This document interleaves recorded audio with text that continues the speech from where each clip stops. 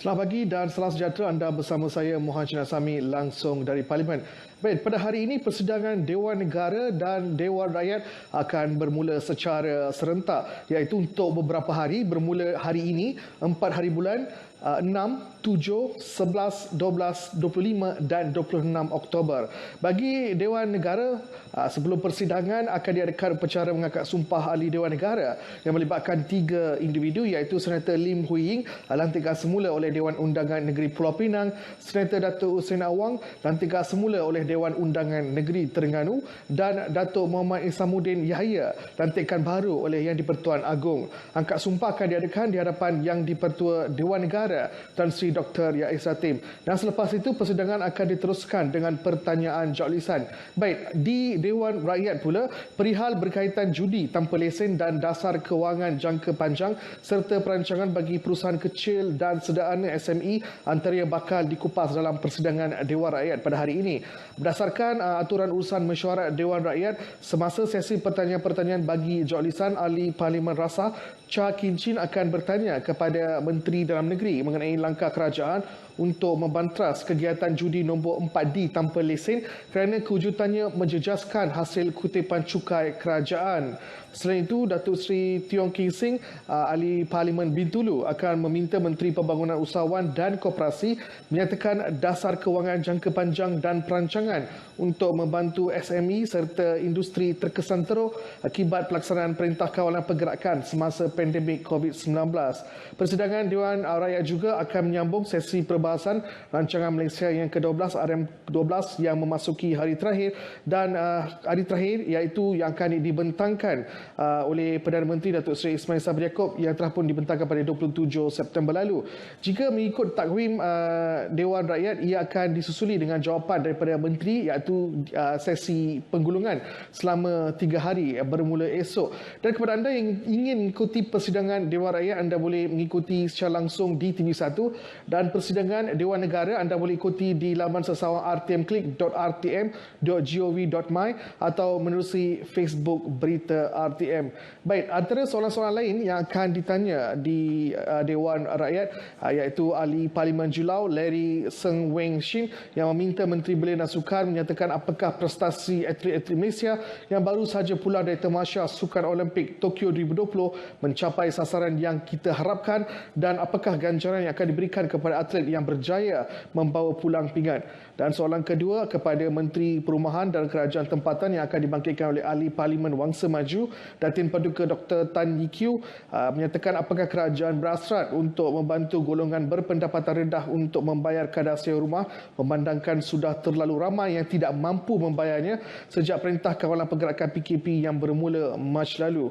Dan soalan ketiga kepada Menteri Sumber Manusia oleh Datuk Seri Abdul Aziz Abdul Rahim, Ahli Parlimen Baling, yang meminta untuk menyatakan berapakah jumlah penganggur yang dicatatkan pada tahun 2021 setakat ini, dan apakah perancangan kementerian dalam memastikan lebih banyak peluang pekerjaan disediakan bagi mengurangkan kadar pengangguran. Dan antara soalan-soalan yang akan ditanyakan di bawah persidangan Dewan Negara adalah yang akan dibangkitkan oleh Senator Haji Khairil Nijam Khairuddin yang meminta Perdana Menteri menyatakan apakah persediaan kementerian untuk melaksanakan undi 18 sekaligus pendaftaran pengundian secara automatik di dalam PRU15. Baik, kita terus ke persidangan Dewan Rakyat. Penjelasan. Ya. Terima kasih Yang di-Pertua. Yang di-Pertua, saya ingin mohon penjelasan daripada Kementerian Pertahanan kerana semasa perbahasan Tita Diraja, saya telah ditimbulkan 3 soalan dan 2 daripadanya sudah dijawab secara bertulis. Tetapi soalan saya mengenai pembelian 18 bot Fast Interceptor Crafts FIC dan 10 buah helikopter Mike Delta 530 Golf masih belum dijawab. Kementerian Pertahanan tidak boleh cuba mengelakkan tentang perkara ini kerana pembelian aset-aset ini telah pun menggunakan duit rakyat Malaysia. Maka saya tuntut penjelasan daripada Kementerian Pertahanan mengenai perkara ini. Jangan jadi penakut dan cuba larikan diri. Terima kasih Yang di-Pertua. Wabi minta tulis surat pada saya akan follow up. Okey, terima kasih. Okey, saya jemput Yang Berhormat Tuan Larry Sun. Datuk Yang di-Pertua, pada pagi ini saya dengan secara rendah hati dan duka citanya ingin mengambil kesempatan untuk mengucapkan salam takziah buat keluarga mendiang Datuk Zulkifli Imbong mantan Ketua Pengarah Majlis Sukan Negara yang baru sahaja meninggal dunia semalam. Nombor saya, nombor 1. Terima kasih. Silakan Yang Berhormat Timbalan Menteri. Ya.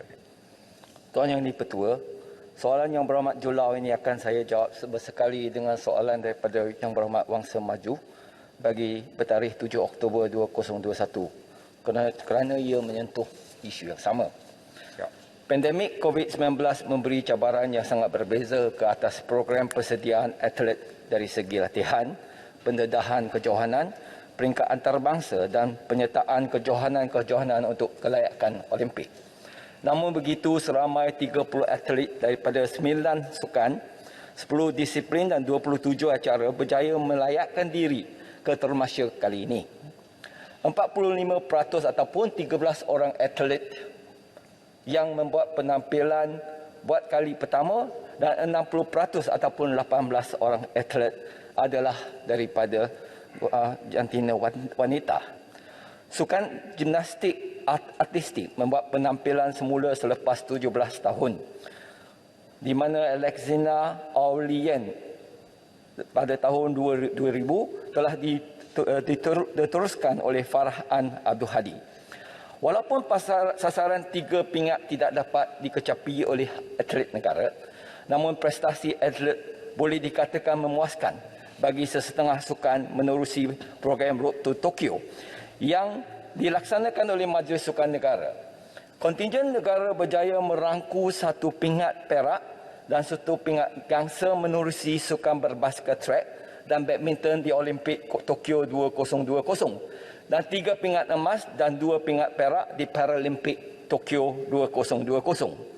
Untuk makluman ahli-ahli yang berhormat, kontingen negara telah meraih 3 pingat emas dan 1 gangsa dalam Sukan Paralimpik Rio 2016.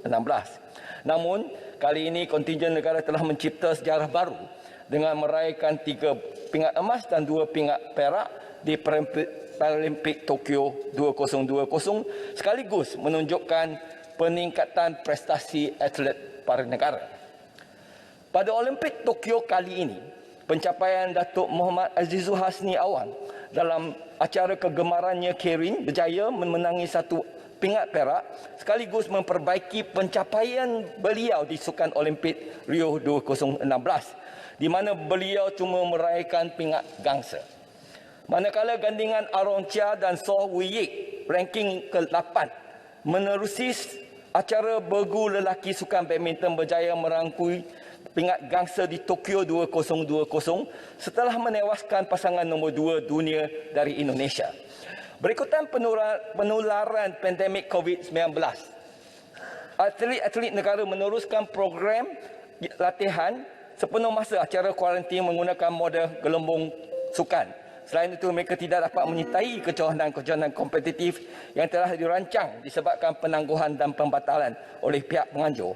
Untuk makluman yang berhormat, MSN telah menyediakan insentif sukan secara tahun sejak tahun 1966 melalui skim hadiah kemenangan atlet Malaysia ataupun Syarkam. Selain itu, mereka juga diberi allowance bulanan seumur hidup di bawah skim imbuhan tetap Olimpik, iaitu RM5,000 bagi pingat emas, RM3,000 bagi pingat perak dan RM2,000 bagi pingat gangsa. Untuk jawapan yang berhormat Wangsa Maju, jawatan kuasa postmortem Olimpik dan Paralimpik Tokyo 2020 yang dipengurusikan oleh Ketua Setiausaha Kementerian Belia dan Sukan telah pun ditubuhkan dan dijangka akan bersidang pada pertengahan Oktober ini bagi mempenghalusi kaedah pandangan cadangan dan maklum balas tentang prestasi kontingen di kedua-dua termasya sebagai penambah baik kepada program khas jangka panjang Olimpik Paralimpik. Sekian, terima kasih. Terima kasih. Soalan tambahan pertama. Soalan tambahan. Ya. Pasca temasnya Sukan Olimpik Tokyo ini, negara kita berada di ranking 74, jauh di belakang Thailand, Indonesia, Philippines dengan hanya membawa peluang 1 perak dan 1 gangsa sahaja. Jauh berbeza dengan pencapaian prestasi atlet kita sewaktu edisi Rio, Brazil 2016 yang berjaya membawa 4 perak dan 1 gangsa. Soalan tambahan saya adalah, jadi apakah sebenarnya punca kepada jatuhan prestasi pencapaian atlet kita ini, dan adakah untuk di edisi Paris 2024 KBS sudah mengenal pasti kategori sukan apakah yang akan kita beri tumpuan penuh untuk menghantar atlet kita, dan sukan apakah yang tidak lagi menjadi sandaran sekaligus berpotensi untuk digugurkan. Kedua, soalan ganjaran atlet kita, saya nak tanyakan, adakah ganjaran Paralimpian negara kita sama dengan ganjaran yang diperolehi Olimpian pasca Olimpik Tokyo? Jika tidak sama, mengapa ianya berbeza-beza? Terima kasih. Silakan Yang Hormat Timbalan Menteri. Terima kasih Yang Berhormat. Seperti mana yang telah saya nyatakan, penularan pandemik COVID-19 telah menyebabkan atlet-atlet negara meneruskan program latihan sepenuh masa secara kuarantin menggunakan model gelembung sukan sejak Jun 2020. Ia merupakan salah satu kekangan yang terpaksa diharungi oleh kontingen negara untuk ketemasya Olimpik kali ini. Misalnya, daripada 89 pendedahan pertandingan yang diluluskan tahun 2020, hanya 32 sahaja dapat disertai disebabkan pembatalan maupun penangguhan akibat penularan COVID-19 di seluruh dunia. Manakala pada tahun 2021, hanya 27 pertandingan pendedahan sahaja yang dapat disertai sehingga tarikh tamat kelayakan sukan Olimpik pada bulan Jun yang lalu. Pihak kementerian juga telah menubuhkan jawatan kuasa penilaian dan penambahbaikan Olimpik Paralimpik Tokyo 2020 untuk menilai keseluruhan aspek. Jawatan kuasa ini akan diketuai oleh Ketua Setiausaha Kementerian Belia dan Sukan bersama-sama Majlis Olimpik Malaysia, Majlis Paralimpik Malaysia, Persatuan Sukan Kebangsaan, Majlis Sukan Negara, Institut Sukan Negara, panel of experts serta semua pihak berkepentingan. Bagi program khas jangka panjang Olimpik Paralimpik, program ini akan dijadikan program fokus atau graduation kepada program podium sedia ada bagi membolehkan kita melihat kitaran Olimpik Paralimpik Paris 2024 dan Los Angeles 2028. Sementara itu, program podium sedia ada juga akan melihat perancangan podium latihan ke arah Olimpik Paralimpik Brisbane. Kementerian akan mula melaksanakan program Olimpik Paralimpik berasaskan kepada 2 kitaran Olimpik Paralimpik supaya persediaan latihan atlet akan lebih terancang bagi tempoh masa lebih panjang dan kebiasaannya. Ganjaran yang diberikan kepada atlet Olimpik dan Paralimpik adalah sama, iaitu 1 juta bagi pemenang pingat emas, 300,000 bagi pemenang pingat perak dan 100,000 bagi pemenang pingat gangsa. Bagi pasukan kurang daripada 5 orang, hadiah ialah 1 juta bagi emas, perak sebanyak 300,000, gangsa sebanyak 100,000. Dan bagi pasukan yang melebihi 5 orang, ialah bagi emas individu akan menerima 150,000 dan perak individu akan menerima 40,000 dan gangsa sebanyak 20,000. Jadi tiada perbezaan. Sekian, terima kasih. Terima kasih. Rasa. Terima kasih Datuk Yang Di-Pertua. Soalan atas peluang untuk saya kemukakan. Soalan tambahan. Ya. Rasa. Ipoh Timur. Saya dulu Datuk. Saya bangun dulu. Saya bangun dulu Datuk. Ya, Rasa soalan tambahan nombor 2 Ha? Oh, sorry. Rasa kan? Ipoh Timur, sila. Terima kasih. Ya. Terima kasih Datuk Speaker. Soalan saya kepada Yang Berhormat Timbalan Menteri, antara sukan yang kita nampak telah mempunyai suatu pencapaian yang tidak begitu memuaskan adalah sukan terjun. Yang sebelum ini kita pernah memenangi pingat perak dan juga pingat gangsa. Dan kali ini tidak begitu memuaskan. Saya nak tanya kepada Yang Berhormat Timbalan Menteri, apakah rancangan-rancangan untuk mengembalikan kegemilangan sukan terjun negara kita supaya kita tidak lagi bergantung kepada mereka yang veteran, dan bagaimana kita boleh mencongkil bakat-bakat yang baru dalam sukan ini.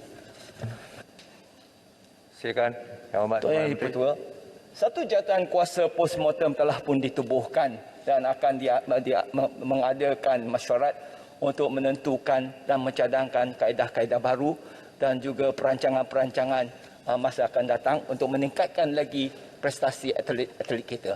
Sama-samalah kita menunggu kaedah-kaedah yang akan dicadangkan nanti. Soalan saya spesifik Yang Berhormat Timbalan Menteri, Sukan Terjun. boleh Ya, Soalan yang jelaskan? spesifik tetapi memang jawapan kita secara umum dan memanglah itu kita perlulah tunggu keputusan mesyuarat nanti. Terima kasih. Datuk Speaker, minta soalan satu lagi. Seterusnya, maaf, saya ingin menjemput Yang Berhormat Datin Soalan nombor 3. Minta Dr. Tan Padang Serai. UQ. Tuan Yang Dipertua, soalan saya nombor 2. Terima kasih. Silakan Yang Berhormat Timbalan Menteri. Terima kasih Yang Hormat Datuk Ketua. Assalamualaikum warahmatullahi wabarakatuh dan salam sejahtera. Terima kasih Datuk Ketua. Terima kasih Yang Berhormat Wan Semaju Datuk Paduka atas keprihatinan mengenai isu golongan berpendapatan rendah yang menghadapi kesukaran untuk membayar sewa rumah, terutamanya semasa tempoh Perintah Kawalan Pergerakan PKP dan masa pandemik COVID-19 ini. Sememangnya KPKT juga Menteri Perumahan dan Kerja Tempatan, malah kerajaan sendiri amat mengambil berat tentang perkara ini dan sedang berusaha untuk mencari langkah yang terbaik dalam menalangi isu ini. Datuk M. Tua, untuk makluman ahli Yang Berhormat juga, Kementerian telah melaksanakan program PPR disewa sejak 1982 yang mana kadar sewa yang dikenakan bagi rumah-rumah PPR yang disewa ini adalah pada kadar minimum sebanyak RM100 sebulan kepada golongan B40 yang berpendapatan kurang daripada RM3,000 sebulan yang tidak mampu untuk memiliki rumah. Untuk makluman Yang Hormat juga, sehingga kini Kementerian Perumahan dan Kerjaan Tempatan telah membina sebanyak 154 projek PPR, program perumahan rakyat di seluruh negara yang merangkumi 97,196 unit rumah. Daripada 154 projek PPR yang telah siap tersebut, sebanyak 98 projek adalah merupakan PPR yang disewa merangkumi jumlah unit rumah sebanyak 81,373 unit. Pada masa yang sama, terdapat 11 projek PPR disewa sedang dalam pembinaan yang merangkumi sebanyak 5,470 unit rumah.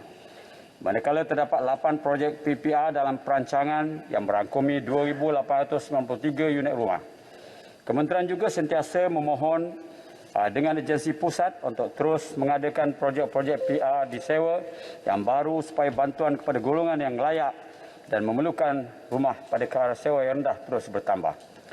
Seperti yang Mak sedia maklum, baru-baru ini Yang Berhormat Perdana Menteri telah melancarkan inisiatif baru kementerian yang dikenali sebagai Inisiatif Kediaman Keluarga Miskin, Rumah Ikram Keluarga Malaysia. Objektif utama program ini adalah untuk memberikan perlindungan melalui penyediaan kediaman yang berdaya huni, selesa dan selamat kepada rakyat yang kehilangan tempat tinggal akibat kesan sampingan COVID-19 serta menyediakan kemudahan sewaan RM124 sebulan. Sebagai permulaan, sebanyak 2,000 unit rumah sedia ada ditawarkan untuk Rumah Ikram Keluarga Malaysia di beberapa lokasi PPR di seluruh negara. Penerima manfaat ini seterusnya akan menerima pengecualian bayaran sewa untuk 6 bulan pertama. Seramai 105 orang penerima manfaat Rumah Ikram Keluarga Malaysia ini telah menerima surat tawaran semasa majlis pelancaran yang dilancarkan oleh Yang Amat Berhormat Perdana Menteri baru-baru ini. Terima kasih. Terima kasih. Soalan tambahan pertama. Terima kasih atas jawapan dan terima kasih kerana membantu penyewa PPR dan membina bertambah unit-unit PPR pada masa yang akan datang. Soalan tambahan saya ingin tahu selain daripada memberi bantuan kewangan, ya, saya difahamkan ramai penyewa yang menghadapi masalah sekarang adalah terdiri daripada penyewa yang menyewa rumah menyewa rumah kondo ataupun rumah sederhana. Jadi saya ingin tahu sama ada kerajaan bercadang mengadakan moratoria untuk mengusir atau eviction dan membina rumah perlindungan sementara bagi mereka yang telah halau dari rumah mereka kerana tak mampu membayar sewa. Dan di beberapa negara asing, saya difahamkan kerajaan telah membekukan sewa dengan membenarkan lanjutan ataupun membaharui kontrak sewa secara automatik. Dan saya ingin tahu adakah kerajaan bercadang untuk mengambil tindakan yang bersama, yang sama seperti negara-negara tersebut. Sekian, terima kasih. Terima kasih. Silakan. Terima kasih Datuk Yang Bertua, terima kasih Muhammad. Seperti mana saya maklumkan tadi bahawa pelancaran Rumah Ikram yang dilancarkan oleh Perdana Menteri baru-baru ini adalah juga merupakan satu insentif baru yang cukup besar, artinya kepada penyewa-penyewa yang telah kehilangan rumah, yang tidak mampu lagi menyewa dan sebagainya, di mana 2,000 unit rumah sedia ditawarkan dan baru-baru ini kita telah menyerahkan 105 orang penerima manfaat ikram ini. Mereka manakala bagi wakil penerima akan ditawarkan sebaik saja proses saringan permohonan sedang dijalankan selesai dilaksanakan. Yang Abang Berhormat Perdana Menteri juga telah mengumumkan pemberian moratorium bayaran sewa sehingga akhir tahun 2020 bagi penghuni PPR sedia ada di bawah kawalan selia dan pengurusan KPKT yang melibatkan Datuk Yang Dipertua dan juga Yang Berhormat 11 projek PPR di mana melibatkan 7,654 penghuni dan seperti mana yang saya sebutkan, malah sebelum ini pun ada antara inisiatif yang telah pun dilaksanakan oleh kerajaan. Umpamanya saya sebutkan 1-2 perkara di sini. Yang pertama, pengecualian pembayaran sewa selama 7 bulan. Mac, September 2020 yang dulu ya maknanya COVID-19 ini telah berlaku lebih awal tahun lepas dan kita telah memberikan pengecualian sewa kepada 3,636 unit PPR disewa dan rumah transit melibatkan 3.7 juta duit kerajaan, makna duit yang perlu dibayar oleh penyewa. Dan yang kedua ialah penangguhan pembayaran sewa moratorium selama 21 bulan Mac 2020 hingga Disember 2021. Ini semua adalah ruang-ruang yang cukup baik dan yang kita berikan kepada penghuni-penghuni penyewa yang berhadapan dengan tekanan khusus masa COVID-19 ini. Dan ini ialah bagi rumah-rumah sewa untuk dimiliki ataupun RTO di bawah program pengurusan KPKT yang melibatkan 10 projek melibatkan 4,650 unit rumah. Saya ucap terima kasih banyak kepada pandangan Yang Berhormat, termasuklah pelaksanaan program-program yang dilakukan oleh negara luar, dan insyaAllah kita akan cuba cari jalan bagaimana kita boleh melihat penambahan peningkatan kepada bantuan kepada rakyat di negara kita ini. Terima kasih banyak, Yang Berhormat. Terima kasih. Ada soalan tambahan dari Batang Lupa ya? Ya, silakan. Terima kasih Datuk Yang Dipertua. Beaufort, soalan saya ialah bilakah agaknya PPR Selagun di Beaufort akan dapat mula diduduki dan adakah cadangan kementerian untuk menambah lagi unit untuk membolehkan lebih ramai lagi rakyat dapat menduduki PPR? Terima kasih. Datuk Yang Bertua, oleh kerana soalan ini agak terkeluar daripada soalan asal, jadi saya tidak ada maklumat di sini. Walaupun kita ada maklumat di simpanan kita, tapi saya tidak boleh beri kepada Yang Berhormat. InsyaAllah saya akan beri jawapan segera hari ini juga kepada Yang Berhormat yang pertama. Ya, soalan Kubang Pasu. Okay, terima kasih Datuk Yang Dipertua. Terima kasih Perdana Menteri.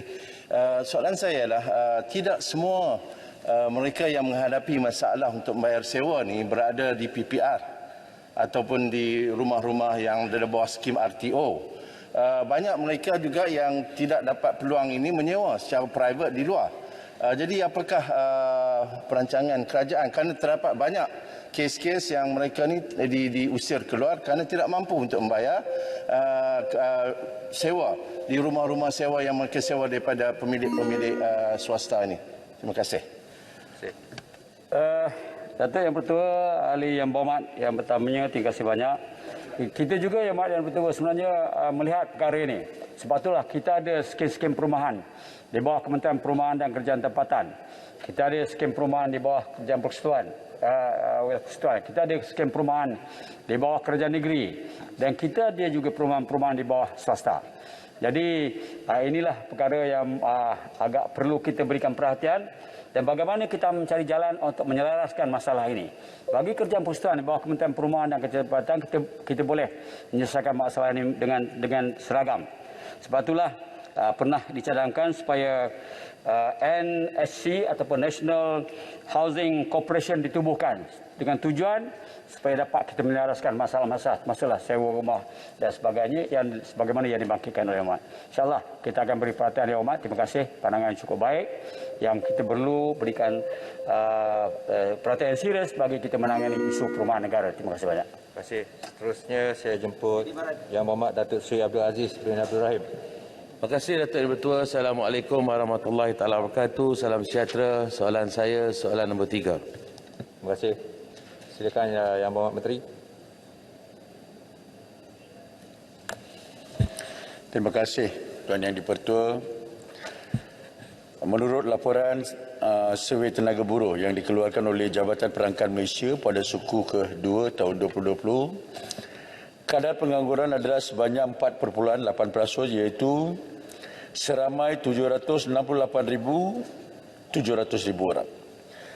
Walau bagaimanapun pada Julai 2021 terdapat peningkatan bilangan penganggur seramai 9,500 orang, menjadikan jumlah penganggur bersamaan dengan 778,200 orang. Dalam usaha memastikan lebih banyak peluang pekerjaan disediakan bagi mengurangkan kadar pengangguran, kerajaan telah lebih menubuhkan Majlis Pekerjaan Negara ataupun MPN dengan sasaran pewujudan 500,000 peluang pekerjaan kepada rakyat. Di bawah Majlis Pekerjaan Negara, Kementerian Sumber Manusia dan Kementerian Pembangunan Usahawan dan Koperasi MDEC telah dilantik sebagai pengurus bersama bagi pasukan khas ataupun pasukan petugas khas sumber manusia dan keusahawan. Pasukan petugas khas ini memainkan peranan yang amat penting dalam menyokong peranan Majlis Pekerjaan Negara melalui beberapa objektif utama, iaitu meningkatkan penciptaan pekerjaan, memaksimumkan tahap pengekalan pekerjaan ataupun job retention dengan izin, membuat padanan pekerjaan serta komprehensif bagi mengatasi isu underemployment dan mengkaji serta merangka mekanisme perlindungan keselamatan sosial bagi pekerjaan sendiri ataupun self-employed. Sehingga 31 Ogos 2021, pasukan petugas khas sumber manusia dan usahawan telah mencapai KPI sebanyak 98%, iaitu 359,677 daripada sasaran asal 367,500 bagi penempatan pekerjaan dan penciptaan pendapatan. Selain itu, kerajaan turut mengumumkan pelbagai program bantuan dan pakej rangsangan yang berupaya membantu mereka mendapatkan pekerjaan. Antaranya adalah melalui pakej bantuan seperti Perlindungan Ekonomi dan Rakyat Malaysia, PERMAI, program strategik memperkasa rakyat, ekonomi pemerkasa, program strategik memperkasa rakyat dan ekonomi tambahan, pemerkasa tambahan dan pakej perlindungan rakyat dan pemulihan ekonomi, pemulih. Tuan Yang Pertua, KSM ataupun Kementerian Sumber Manusia melalui Perkeso turut memperluaskan allowance mencari pekerjaan kepada bukan pencarum Perkeso, terutamanya graduan baru, lepasan sekolah dan pekerja sektor tidak formal. Allowance sekurang-kurangnya RM300 akan diterima apabila mereka mendaftar di bawah platform My Future Job. Dengan peruntukan sebanyak 300 juta, skop insentif turut diperluaskan oleh Perkeso meliputi pekerjaan sementara dan pekerjaan gig yang memanfaatkan 60,000 pekerja dan majikan yang menawarkan pekerjaan jangka pendek ataupun platform penyedia perkhidmatan gig yang berdaftar dengan Perkeso. Selain itu, sejumlah 125 juta telah diperuntukkan untuk melaksanakan inisiatif Place and Train di bawah program Janapreneur Pembangunan Sumber Manusia Berhad, dan inisiatif ini akan membuka peluang kepada 30,000 orang terutama belia lepasan sekolah dan graduan yang mengikuti program latihan dengan jaminan pekerjaan setelah tamat latihan. Kementerian Sumber Manusia melalui agensi-agensinya sentiasa berusaha meningkatkan ketersediaan dan kebolehpasaran bakat melalui pelbagai platform.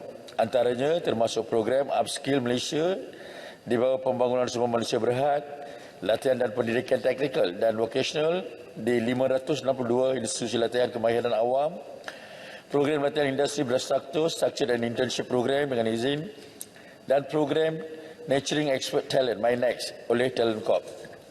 Tuan Yang di-Pertua, Kementerian Sumber Manusia akan terus komited dan bekerjasama dengan semua pihak dalam usaha membantu untuk golongan belia ataupun rakyat Malaysia mendapatkan pekerjaan serta memastikan kadar pengangguran Malaysia terkawal. Terima kasih. Soalan tambahan satu.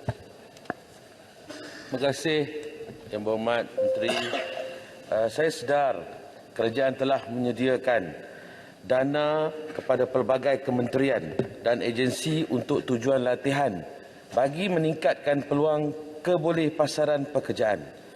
Soalan saya, apakah plan strategik 100 hari iaitu KPI 100 hari kementerian dalam meningkatkan peluang ini untuk memantau keberkesanan latihan-latihan yang diadakan supaya dana yang disalurkan dapat dimanfaat sepenuhnya dalam memberi ruang dan peluang kepada angka 768,700 orang yang sedang menganggur yang disebutkan oleh Menteri tadi.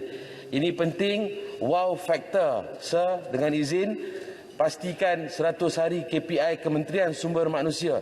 Selain daripada memberikan 300, 500 one off, pastikan mereka mendapat pekerjaan yang sewajarnya. Terima kasih. Datuk Yang Bertua. Yang Berhormat Menteri. Terima kasih Tuan Yang di-Pertua. Satu soalan yang cukup panjang. Seperti mana Dewan Yang Mulia ini sedia maklum dalam usaha mengatasi kadar pengangguran. Kerajaan sedang dan akan melaksanakan pelbagai pendekatan. Yang pertama adalah memperbanyakkan peluang-peluang pekerjaan sedia ada. Yang kedua adalah menambahkan ilmu-ilmu kemahiran di kalangan warga kerja supaya mereka jadi modal insan yang berkompetitif dan kompeten, dan supaya mereka dapat melaksanakan multi talent supaya majukan terus kekalkan mereka sebagai warga kerja. Dan seperti yang dibangkitkan mengenai dana yang disalurkan kepada agensi-agensi, memang kerajaan hari ini telah daripada MCO pertama sehingga hari ini telah memperuntukkan berjuta-juta ringgit untuk menambahkan ilmu kemahiran di kalangan warga kerja. Seperti mana yang diumum baru-baru ini, kerajaan akan melaksanakan plan strategik penciptaan pekerjaan nasional seiring dengan sasaran untuk mewujudkan 500,000 peluang pekerjaan. Selaras dengan usaha untuk menambah baik latihan kemahiran bagi meningkatkan peluang mendapat pekerjaan, Mesyuarat Majlis Pekerjaan Negara yang dipenguruskan oleh Yang Amat Berhormat Perdana Menteri pada 22 September telah menyambut baik dan bersetuju dengan cadangan Kementerian Sumber Manusia untuk membangunkan satu platform digital serentak, single tracer, di mana kita akan mengenal pasti latihan-latihan diberikan kepada warga kerja, dan kita akan memantau sejauh manakah pekerjaan mereka selepas mendapat latihan dan seperti ini. Dan single tracer diletak di bawah Kementerian Sumber Manusia. Selain daripada itu, dalam 100 hari ini seperti mana dibangkitkan Yang Berhormat, 3 program penting akan dilaksanakan. Yang pertama adalah second chance for people to excel. Ini peluang penempatan pekerjaan dan penjana pendapatan yang disasarkan kepada manfaat seramai 1,000 orang bekas panduan. Ini adalah amat penting supaya menjadikan menunjukkan bahawa ini adalah kerajaan prihatin untuk membela nasib semua lapisan masyarakat, tak kira sama ada mereka di luar ataupun baru keluar daripada penjara dan sebagainya. Dan yang kedua adalah induksi keselamatan dan kesihatan pekerjaan secara percuma, di mana latihan safety passport secara percuma kepada golongan graduan dan pekerja syarikat pengurusan kecil dan sederhana PKS yang tamat tempoh kad pasport atau baru menceburi bidang keselamatan. Peruntukan sebanyak 1.3 juta ditanggung oleh NIOS dengan mensasarkan 5,000 orang. Yang ketiga adalah kursus kemahiran setempat di 32 institut latihan JTM secara percuma. Sasaran kumpulan pencari kerja dan golongan yang hilang kerja akan diberikan latihan sebagainya. Terima kasih. Terima kasih. Yang Berhormat Kuliah Bandar Baru. Datuk Speaker, terima kasih. Yang Berhormat Menteri, Soalan saya ada dua bahagian. Yang Bapak Menteri, Kulim Bandar Baru. Jangan panjang sangat. Ya. Yang Bapak Menteri, di bawah kumpulan wang COVID-19, program subsidi upah dan insentif pekerjaan ini menelan 18 bilion. Bolehkah Yang Berhormat Menteri terangkan kepada Dewan apakah impak 18 bilion ini kepada pekerjaan yang dapat diselamatkanlah. Sebab dah bagi subsidi upah dan segala macam, pekerjaan tak hilang. Itu yang pertama, impak. Yang kedua, 29 Oktober nanti, Menteri Kewangan akan bentang bajet. Di bawah Kementerian Sumber Manusia, yang Bapak Menteri tadi sebut, ada ditubuhkan Majlis Pekerjaan Negara dengan sasaran 500,000 peluang pekerjaan. Bolehkah Yang Berhormat Menteri terangkan sedikit lagi, selain daripada yang telah disebut tadi, untuk bajet akan datang ini, nak wujudkan 500,000 peluang pekerjaan ini, apakah inisiatif utama untuk mewujudkan 500,000 peluang pekerjaan ini? Terima kasih. Silakan. Terima kasih Tuan Yang di-Pertua dan terima kasih kepada Yang Berhormat Bandar Baru Kulim. Satu soalan yang cukup penting yang memandangkan yang melibatkan kos yang begitu tinggi. 18 bilion yang dibangkitkan oleh Yang Berhormat Bandar Baru Kulim adalah satu sumbangan ataupun peruntukan khas telah disalurkan kepada Kementerian Sumber Manusia melalui agensinya Perkeso secara berperingkat. Dan kita lihat sejak MCO pertama sehingga kini Tuan Yang di-Pertua, dengan program subsidi upah ini menjadi satu program yang cukup popular di kalangan warga kerja dan pihak industri, sehingga permintaan yang cukup tinggi daripada pihak industri untuk memastikan kerajaan membekalkan peruntukan yang cukup bagi ketiga-tiga MCO. Dengan peruntukan yang begitu tinggi, kita sempat menyelamatkan. Apabila orang tanya apakah legasi saya sebagai Menteri Sumber Manusia dalam keadaan COVID ini, saya bangga dengan bangganya boleh mengumumkan sebagai Menteri Sumber Manusia dengan peruntukan yang begitu tinggi, saya telah menyelamatkan ataupun membela nasib warga kerja seramai 2.9 juta orang. Dengan sumbangan 18 bilion, negara kita telah menyelamatkan nasib warga kerja seramai 2.9 juta orang dan juga melebihi 300,000 syarikat daripada gulung tikar. Ini adalah satu pendekatan yang cukup baik. Cuba Yang Berhormat bayang, hari ini dengan kadar pengangguran 4.8%, lebih kurang 700,000 orang menganggur. Ini pun menjadi isu. Cuba bayangkan tanpa peruntukan ini, mungkin 2.9 million warga kerja telah kehilangan peluang pekerjaan. Itu adalah hasil daripada ataupun impak yang positif dapat daripada peruntukan itu. Yang kedua, melahirkan 500,000 peluang pekerjaan di bawah Majlis Pekerjaan Negara yang dipenguruskan oleh Yang Berhormat. Ini adalah usaha sama pelbagai agensi yang terdiri daripada Kementerian Sumber Manusia, koperasi dan usahawan dan sebagainya. Maka keseluruhan saya akan bagi secara bertulis apakah hal tuju. Saya akan datang. Terima kasih Tuan. Terima kasih. Berhormat, terus juga satu lagi. Yang Berhormat. Satu lagi. Maaf. Satu. Sorry. Satu sikit lah.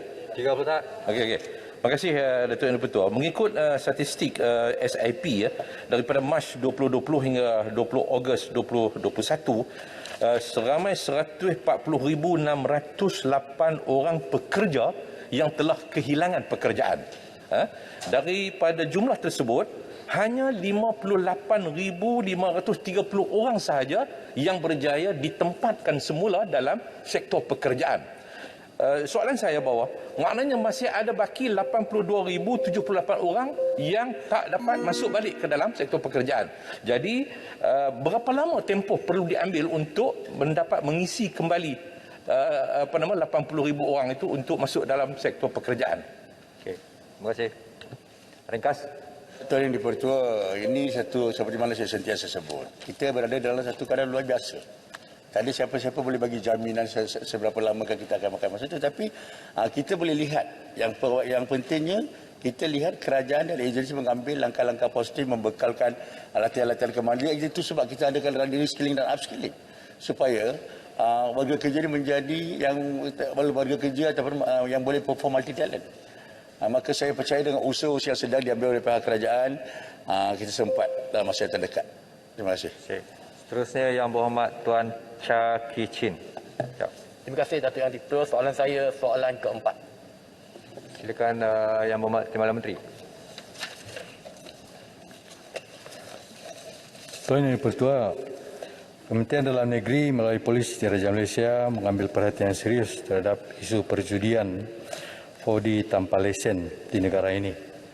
Pihak PDRM juga mengambil maklum segala pandangan yang disuarakan oleh pelbagai pihak dan akan melipatkan ganda lagi usaha untuk memastikan aktiviti perjudian haram ini dapat dibendung dengan lebih berkesan. Sepanjang tempoh pelaksanaan Perintah Kawalan Pergerakan atau Pelan Pemulihan Negara, sektor perjudian berlesen yang dikawal oleh Kementerian Kewangan Malaysia merupakan sektor yang tidak dibenarkan beroperasi sepanjang tempoh PKP atau PPN dilaksanakan. Namun, sindiket yang menjalankan loteri awam tanpa lesen tetap meneruskan aktiviti mereka dengan penjualan loteri awam tanpa lesen, melibatkan cabutan loteri awam yang dijalankan oleh negara luar seperti Singapura, Kemboja dan China. Susulan itu, antara tindakan telah diambil dan dirancang oleh pihak polis termasuklah mengambil tindakan ke atas pemain, menjaga premis dan penganjur loteri awam tanpa lesen di bawah Akta Rumah Judi Terbuka 1997. Kedua, mengenal pasti individu dan sindiket-sindiket yang terlibat dalam loteri awam tanpa lesen dan mendakwa mereka di bawah undang-undang yang berkaitan. Dan selain itu, tindakan yang lebih keras juga akan diambil di bawah peruntukan undang-undang lain yang berkaitan, yaitu Akta Pencegahan Jenayah 1999 atau POKA, serta Akta Pencegahan Pengubahan Wang Haram, Pencegahan Pembiayaan Keganasan dan Hasil daripada Aktiviti Haram tahun 2001. Ketiga, meneruskan pemantauan ke atas premis-premis yang pernah dibuat serbuan perjudian loteri awam tanpa lesen dan meningkatkan serbuan secara berterusan melalui Opdadu. Dan keempat, yaitu bekerjasama dengan lain-lain agensi termasuk pihak berkuasa tempatan bagi pembatalan lesen perniagaan. Sekiranya premis digunakan bagi tujuan loteri awam tanpa lesen dan membuat permohonan kepada syarikat-syarikat utility seperti TNB dan syarikat bekalan air untuk tindakan pemotongan bekalan elektrik dan air ke atas premis yang sering digunakan bagi sindiket perjudian. Terima kasih. Terima kasih. Soalan tambahan. Terima kasih Tadi Yang Dipertua. Terima kasih kepada Timbalan Menteri KDN yang telah menjawab soalan ini. Saya ada dua soalan. Cabang dia ada dua. Yang pertama, tadi Yang Berhormat Timbalan Menteri ada mengatakan bahawa ada pendakwaan dan juga serbuan. Boleh tak saya mohon Yang Berhormat Timbalan Menteri memberikan statistik berapa banyak pendakwaan dan juga serbuan yang telah dijalankan khasnya sejak PKP pada 18 Mac tahun lepas sehingga yang terkini. Dan yang kedua, disebabkan pelaksanaan PKP dan tak dibenarkan dibuka sebagaimana yang disebutkan oleh Yang Berhormat Timbalan Menteri menyebabkan kutipan lesen, kutipan hasil, kutipan cukai kerajaan berkurangan. Apakah itu antara sebab kerajaan yang ada hari ini membenarkan special draw cabutan khas dikembalikan kepada 22 cabutan sepanjang tahun? Sebab zaman Pakatan Harapan dulu hanya 8. Zaman di bawah PM6 22, PM7 bawah PH 8. Lepas masuk PM8 dikembalikan kepada 22 sehingga sekarang. Apa pandangan dan juga pendirian daripada KDN berkenaan dengan perkara ini? Terima kasih Datuk Yang Dipertua. Terima kasih. Terima kasih YB Rasa. Untuk makluman YB Rasa, sebenarnya daripada 1 Januari 2021 hingga 31 Ogos 2021, serbuan yang telah dilakukan oleh pihak PDRM adalah sebanyak 7,374 serbuan dan mereka telah membuat tangkapan ke atas 7,765 orang. Bagaimanapun berkaitan dengan pendakwaan yang telah dilakukan, ianya memerlukan data yang lebih spesifik dan saya akan memberikan jawapan bertulis kepada YB Rasa. Dan soal berkaitan dengan soalan yang kedua, berkaitan dengan kutipan ditambah kepada 22 draw dan sebagainya, saya rasa soalan itu lebih baik ditujukan kepada Kementerian Kewangan dan bukan kepada pihak KDN. Terima kasih Mas. Yang Berhormat Jempol. Terima kasih Mas. Jempol. Terima kasih Datuk Speaker. Kebelakangan ini pusat judi boleh diibaratkan sebagai cendawan tumbuh selepas hujan. Lebih-lebih lagi secara online. Mereka juga semakin berani mempromosi kegiatan mereka secara terbuka melalui media sosial melalui pesan ringkas, SMS dan sebagainya. Dan saya lihat perkara ini di bawah akta yang sedia ada, iaitu Akta Rumah Judi Terbuka 1953, tidak dipindah. Sekian lama tidak dipindah, mereka ini berleluasa, berani dan sebagainya. Apakah tindakan kementerian? Adakah perkara ini akan dibawa pindaan ataupun ada undang-undang baru bagi menyekang judi haram ini berlaku sampai ke kampung dan sebagainya? Terima kasih. Terima kasih atas soalan itu. Segala perkara diusahakan oleh pihak Kementerian Dalam Negeri bagi membendung jenayah perjudian tanpa lesen ini di negara ini. Dan semua pertimbangan juga perlu akan diambil kira, termasuklah dalam meminda undang-undang yang ada supaya dapat mengekang aktiviti perjudian secara haram ini secara online dan sebagainya. Terima kasih Tuan Ketua. 30 saat. Mas. Maaf. Masih dah berdiri lama tadi sebenarnya. 30 saat. Okey. Terima kasih Datuk Speaker. Ya. Terima kasih Timbalan Menteri. Saya cuma nak sambung pertanyaan daripada Rasah tadi berhubung cabutan tingkatkan pada 22. Saya tahu itu bidang kuasa Kementerian Keuangan. Tapi setujukah Timbalan Menteri bahawa hujah yang menyatakan bahawa meningkatkan cabutan ini boleh menghalang operasi judi haram sebenarnya adalah hujah yang tidak betul dan tidak ada kaitan pun bila kita tingkatkan bilangan cabutan special draw ini, judi haram akan menjadi berkurangan. Ia tidak ada kaitan sama langsung dari sudut keselamatan dan dari sudut bidang kuasa dalam negeri. Silakan. Terima kasih. Betul. Saya masih lagi merasakan bahawa soalan ini patut dikemukakan kepada Kementerian Keuangan. Dari sudut judi haram, peningkatan judi haram, jawab soalan saya tidak ada kaitan. Bagaimana pandangan Timbalan Menteri? Okey. Kena jawab Menteri. Ya. Tadi betul bagi pandangan saya sendiri bahawa perkara semada ini dapat meningkatkan atau menurunkan kadar jenayah judi haram ini memerlukan kajian yang lebih dalam supaya kita dapat mengenal pasti apakah sebab-sebabnya. Speaker. Terima kasih, Tuan. Terima kasih. Seterusnya yang berhormat Datuk Seri Tiong. Timbalan Menteri jawab macam ni. Tak ada standard langsung. Terima kasih Datuk Yang Di-Pertua. Soalan nombor 5. Terima kasih. Yang berhormat Menteri. Terima kasih Tuan Di-Pertua. Izinkan saya menjawab soalan ini bersekali dengan soalan daripada Bukit Gelugu, soalan nombor 24 pada hari ini dan juga soalan daripada Ipoh Timur, soalan nombor 42 pada hari ini kerana isu yang sama. Ya. Tuan Di-Pertua, penetapan dasar kewangan jangka panjang di peringkat pusat adalah terletak di bawah bidang kuasa Kementerian Keuangan. Namun demikian, Kementerian Pembangunan Usahawan dan Koperasi ataupun MEDEK mempunyai dasar pembiayaan khusus dalam tempoh jangka panjang kepada perusahaan kecil dan sederhana SME melalui beberapa agensi di bawah MEDEK, di antaranya SME Bank, iaitu pembiayaan kepada perusahaan kecil dan sederhana dengan nilai pembiayaan sehingga RM500,000. Bank Rakyat menyediakan pembiayaan perusahaan kecil dan sederhana dengan nilai pembiayaan sehingga RM1 juta.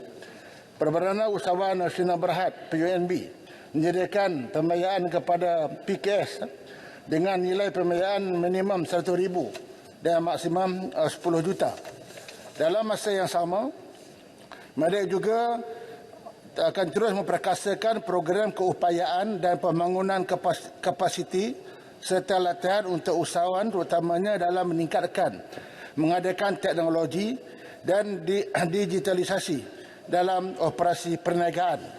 Selain daripada itu, kementerian juga ada menyediakan kursus-kursus latihan untuk menjadi usahawan dan bukannya untuk makan gaji, khususnya untuk golongan belia dan siswaza seperti program Jumper, Protegi dan juga Tube. Dalam masa yang sama, kementerian juga akan perkenalkan skim rent to own dalam usaha membantu usahawan mempunyai bangunan ataupun aset sendiri. Sebagaimana kita sudah maklum bahawa dasar keusahawanan nasional pula telah menggariskan sasaran jangka masa sederhana dan panjang untuk memastikan pencapaian ekspresi Malaysia sebagai sebuah negara keusahawanan menjelang 2030. Sasaran yang telah ditetapkan adalah seperti berikut. Sumbangan PKS kepada KDNK daripada 37.4% pada tahun 2018 kepada 45% pada tahun 2025 dan 50% menjelang 2030. Pekerjaan yang dijana oleh PKS daripada 66.2% pada tahun 2018 kepada 72% pada tahun 2025 dan 80% menjelang 2030. Sumbangan PKS kepada nilai ekspor daripada 17.5% pada tahun 2018 kepada 25% pada tahun 2025 dan 30% menjelang 2030. Dan sumbangan perolehan koperasi juga daripada RM40.3 bilion pada tahun 2018 kepada RM50 bilion pada tahun 2025 dan 60 bilion menjelang tahun 2030. Terima kasih. Soalan tambahan pertama. Terima kasih Datuk Yang di-Pertua. Terima kasih sahabat Yang Berhormat Menteri atas jawapan diberi. Yang Berhormat Menteri, kita sekarang di bawah grassroots. Adakah Kementerian lihat ataupun Kementerian Kewangan lihat atau tidak? Banyak sekarang SME jarang pinjaman tidak boleh dibayar. Banyak sudah mau pergi lelong. Apa cadangan dan rancangan Kementerian akan bantu? Dan juga adakah Kementerian dapat melonggarkan syarat pinjaman dan meningkatkan jumlah pinjaman untuk membantu membangunkan semula ekonomi negara, terutamanya perusahaan kecil dan sederhana. Dan juga adakah Kementerian dapat melonggarkan tempoh bayaran balik pinjaman terutama dari SME Bank kepada para usahawan SME. Sekian, terima kasih. Terima kasih. Silakan Yang Menteri. Terima kasih sahabat saya pada Bintulu yang begitu perhatian mengenai masalah PKS. Sebenarnya yang saya ingin maklumkan bahawa moratorium yang diberi kepada peminjam-peminjam di bawah agensi-agensi di bawah MEDEC ini, sekarang ini kalau ikut angka yang diberi ialah 5 bilion moratorium yang diberi. Dan saya juga akan melihat kalau sehingga ujung tahun ini masih usaha-usaha ini menghadapi masalah, maka kita boleh pertimbangkan untuk memberikan kelonggaran dan juga interest nanti yang dicadangkan, kerana kita faham bahawa sekarang ini masalah ialah usahawan sedang menghadapi berbagai masalah. Dalam masa yang sama, di bawah MEDEC, agensi di bawah MEDEC, kita akan bekerjasama, dan jika ada mana-mana agensi yang mempunyai pinjaman di bawah MEDEC ini tetapi mereka ada masalah, dan kita akan memberikan kelonggaran untuk memberikan pinjaman. Contoh, kalau dia ni penyewa bangunan udara, tidak boleh nak terus berniaga kerana modal tak cukup, maka kita akan kerjasama dengan Tekun atau SME Bank untuk memberikan pinjaman kepada usahawan ini. Jadi kita akan sentiasa melihat untuk bagaimana untuk kita nak memulihkan, bukan saja nak memulihkan kembali ekonomi, tetapi usahawan yang sedang terkesan kerana pandemik COVID-19 ini. Terima kasih. Yang Berhormat Ulu Langat. Terima kasih, Speaker. Ahli-ahli Parlimen dan rakyat Malaysia sangat mengharapkan menteri-menteri dan timbalan menteri berani menjawab bukan hanya pada dasar kementerian dia sahaja, tapi dasar kabinet itu sendiri. Seperti soalan judi tadi, saya lihat ada timbalan menteri yang tak berani untuk memberikan pandangannya dengan jelas. Baik, pakej perlindungan rakyat dan pemulihan negara, pemulih. Saya dipahamkan 15 Jun dulu 150 bilion ke arah pemulihan fasa 2, 3 dan 4 dalam pelan pemulihan negara. Saya bimbang wang sebanyak itu akan berlaku ketirisan, cukai tak rasmi, markup dan make-up tambahan tanpa fokus kepada objektif asal. Apakah kursus-kursus modul kemudahan, berapa ramai yang telah mengikutinya serta berapa sasaran yang telah dirancang untuk itu supaya berlaku kerjasama antara kementerian ini dan Kementerian Keuangan. Terima kasih. Terima kasih. Silakan Yang Berhormat Menteri. Terima kasih. Saya bersetuju seperti yang Berhormat kata. Dalam segi pelaksanaan ini kita tengok ada dua. Satu, dasar. Dasar ni dah betul lah. Kita dah bagi peruntukan berbilion-bilion macam yang bermakna cakap. Tetapi yang saya lihat kadang-kadang pelaksanaannya. Yang kadang-kadang birokrasi dia masih ada. Kadang-kadang rektipnya kuat dan sebagainya. Mengikut keadaan seperti biasa. Sedangkan kita dalam keadaan yang kita sedang keadaan yang luar biasa. Sebab itu saya di Medan kita ambil beberapa langkah. Sebagai contoh. Salah satu halangan kadang-kadang yang menyebabkan lambat proses ini nak tengok si Kris. Nak tengok si Tos. Jadi saya dah berkata bahawa di bawah Kementerian Media kita ketepikan. Si Kris ketepikan, si Tos ketepikan. Tolong dengan segera. Dan juga proses untuk meluluskan ini mestilah mengikut apa yang telah ditetapkan oleh agensi-agensi. Kerana itu kementerian saya menubuhkan jawatan kuasa pemantau. Untuk memastikan apa yang dijanjikan oleh agensi ini mesti dilaksanakan. Jika ada di antara agensi ini tidak melaksanakan dengan janji yang telah diberikan, maka mereka yang memohon pinjaman boleh membuat aduan kepada pihak Medak. Sebab itu kita nak pastikan bahawa apa yang diperuntukkan bilion-bilion ini benar-benar sampai kepada rakyat. Dan sebagai contoh, target kementerian saya dalam tempoh 100 hari ini nak menolong hampir 179,000 usahawan. Sama ada tercapai atau tidak, inilah pemantauan yang akan dibuat. Dan saya mintalah ahli parlimen dalam Dewan ini, jika ada rungutan daripada mana-mana rakyat yang mengatakan agensi di bawah Medak ini lambat, slow, macam-macam nak lagi, tolong lapor kepada saya janji tindakan tegas akan diambil kepada mana-mana pegawai yang melengah-lengahkan atau menyusahkan rakyat untuk mendapat bantuan. Terima kasih. Terima kasih. Seterusnya saya jemput Yang Berhormat Puan Isna Raisah. Datuk Yang di-Pertua, soalan saya nombor 6. Terima kasih. Yang Berhormat Menteri.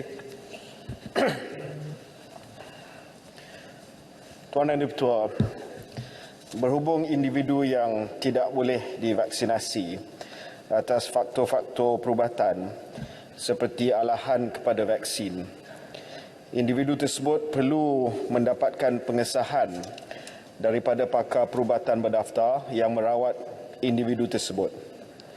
Pakar perubatan akan menasihatkan pengambilan vaksin dari jenis yang lain yang bersesuaian, dan perkara ini ada dalam Clinical Guidelines KKM untuk vaksinasi COVID-19. Sebagai contoh, jika seseorang didapati menghidapi alahan kepada vaksin jenis Pfizer, vaksin jenis lain seperti Sinovac boleh diberikan. Sekiranya individu tersebut disahkan tidak boleh mengambil sebarang jenis vaksin COVID-19 atas sebab-sebab perubatan, individu tersebut perlu mematuhi SOP dengan lebih ketat secara kendiri seperti memakai pelitup muka, memastikan penjarakan fizikal, kerap mencuci tangan dan lain-lain disebabkan individu tersebut lebih berisiko untuk mendapatkan jangkitan COVID-19.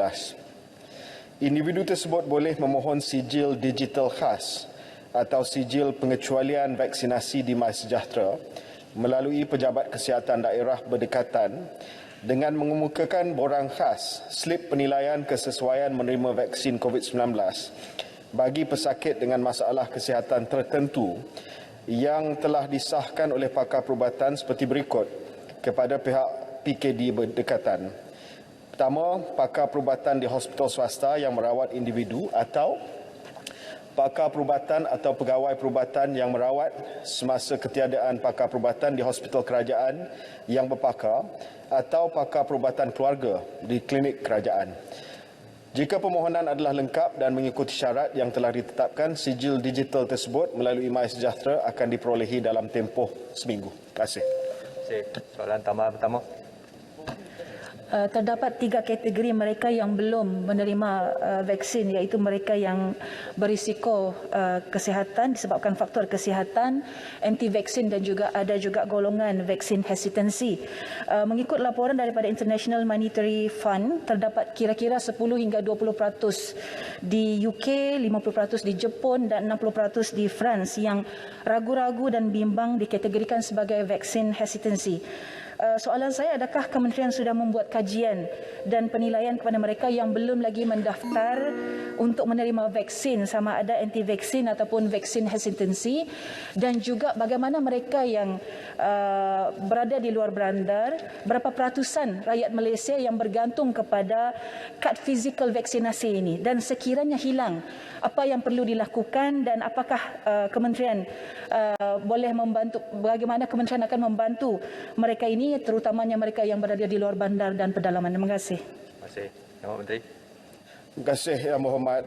Mengikut data terkini di COVID Now, Kementerian Kesihatan Malaysia, untuk golongan dewasa di Malaysia yang mengikut statistik daripada Jabatan Perangkaan, 94.3% daripada golongan dewasa telah menerima sekurang-kurangnya dos yang pertama dan 87.6% telah pun menerima lengkap 2 dos.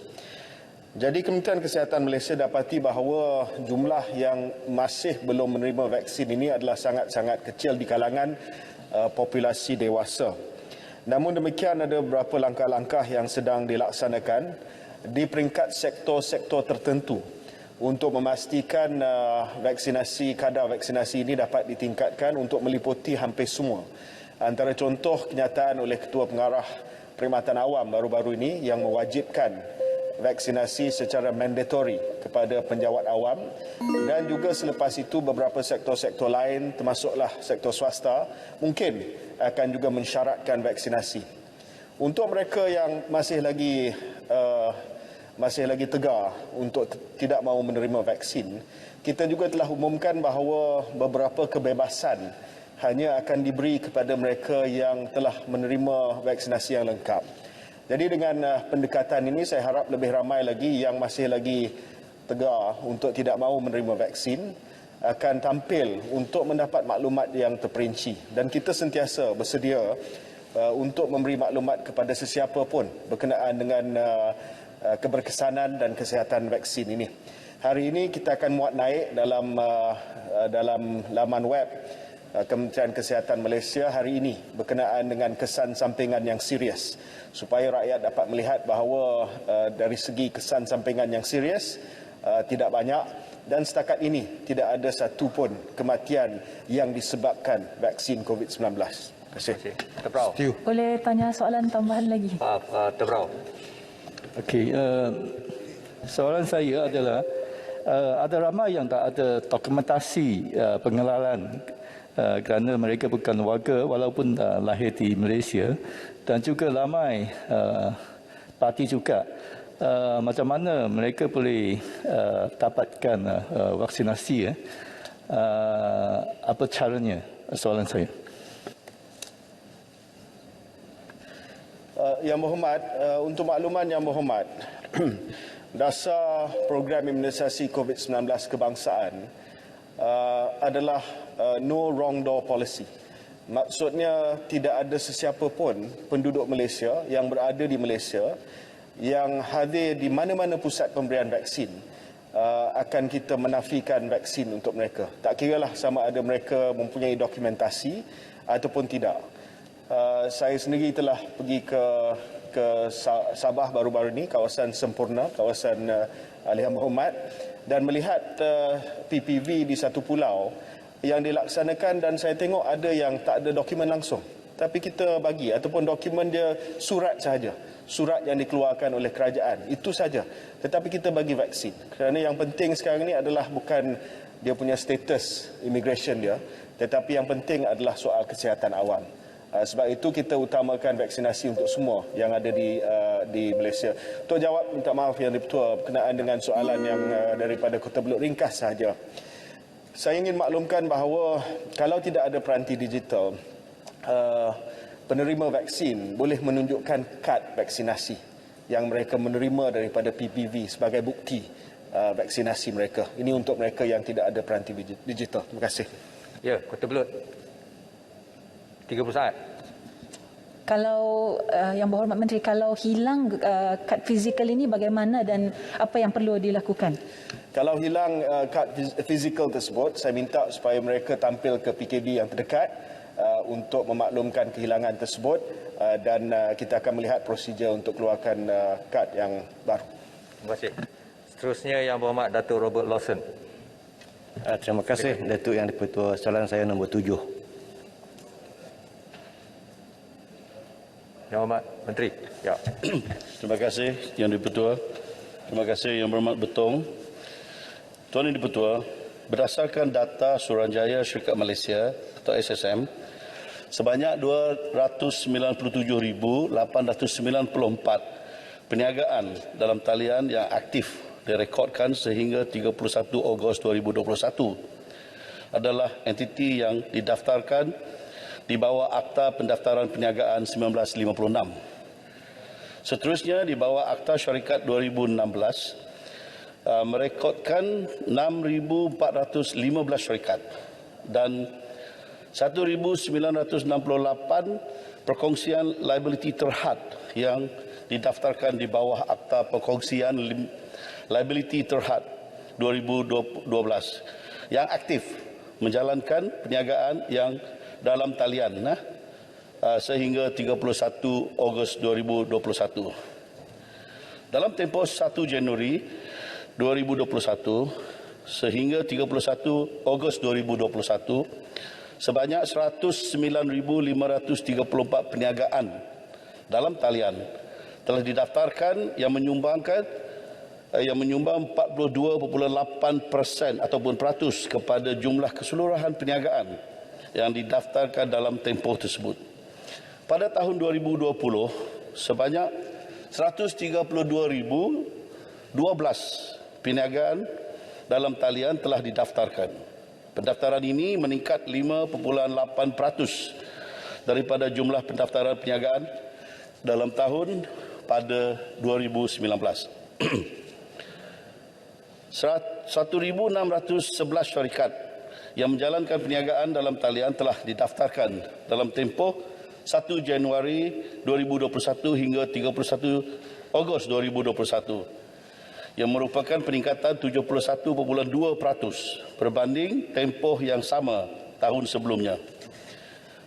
Jumlah pendaftaran telah menunjukkan peningkatan pada tahun 2020 iaitu sebanyak 1,726 syarikat dalam talian telah didaftarkan, manakala sebanyak 1,043 syarikat yang menjalankan perniagaan dalam talian telah didaftarkan pada tahun 2019. Dalam tempoh 1 Januari 2021 sehingga 31 Ogos 2021, sebanyak 250 perkongsian liability terhad yang menjalankan perniagaan dalam talian telah didaftarkan, manakala jumlah pendaftaran perkongsian liability terhad yang menjalankan perniagaan dalam tahun 2020 adalah sebanyak 386 perkongsian terhad yang menyumbang 10% kepada jumlah keseluruhan pendaftaran perkongsian liability terhad pada tahun 2020. Pada tahun 2019, sebanyak 272 perkongsian liability terhad yang menjalankan perniagaan dalam talian telah didaftarkan. Tren peningkatan pendaftaran entiti perniagaan yang memanfaatkan platform digital ini adalah didorong oleh keadaan sosioekonomi semasa, terutamanya penularan pandemik COVID-19 yang bermula pada tahun 2020 di mana para peniaga telah beralih ke ekosistem digital. KPDNCP turut mengambil inisiatif untuk membangunkan perniagaan berkonsepkan digital khususnya dalam sektor peruncitan.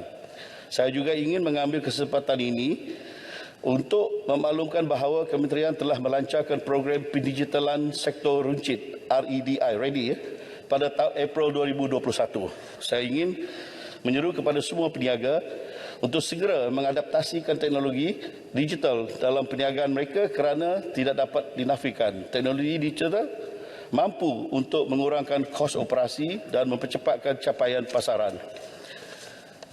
Bagi menggalakkan peniaga untuk mencuburi bidang perniagaan khusus secara atas talian online, SSM telah memperkenalkan Skim Pendaftaran Perniagaan Prihatin SPPP yang memberikan pendaftaran percuma kepada usahawan kumpulan B40 dan pelajar IPT sepenuh masa.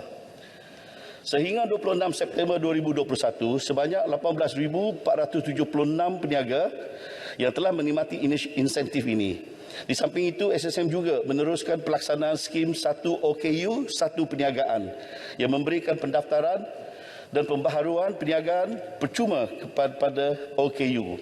Dan sehingga 26 September 2021, statistik menunjukkan hampir 13,096 perniagaan yang berjaya didaftarkan di bawah insentif ini.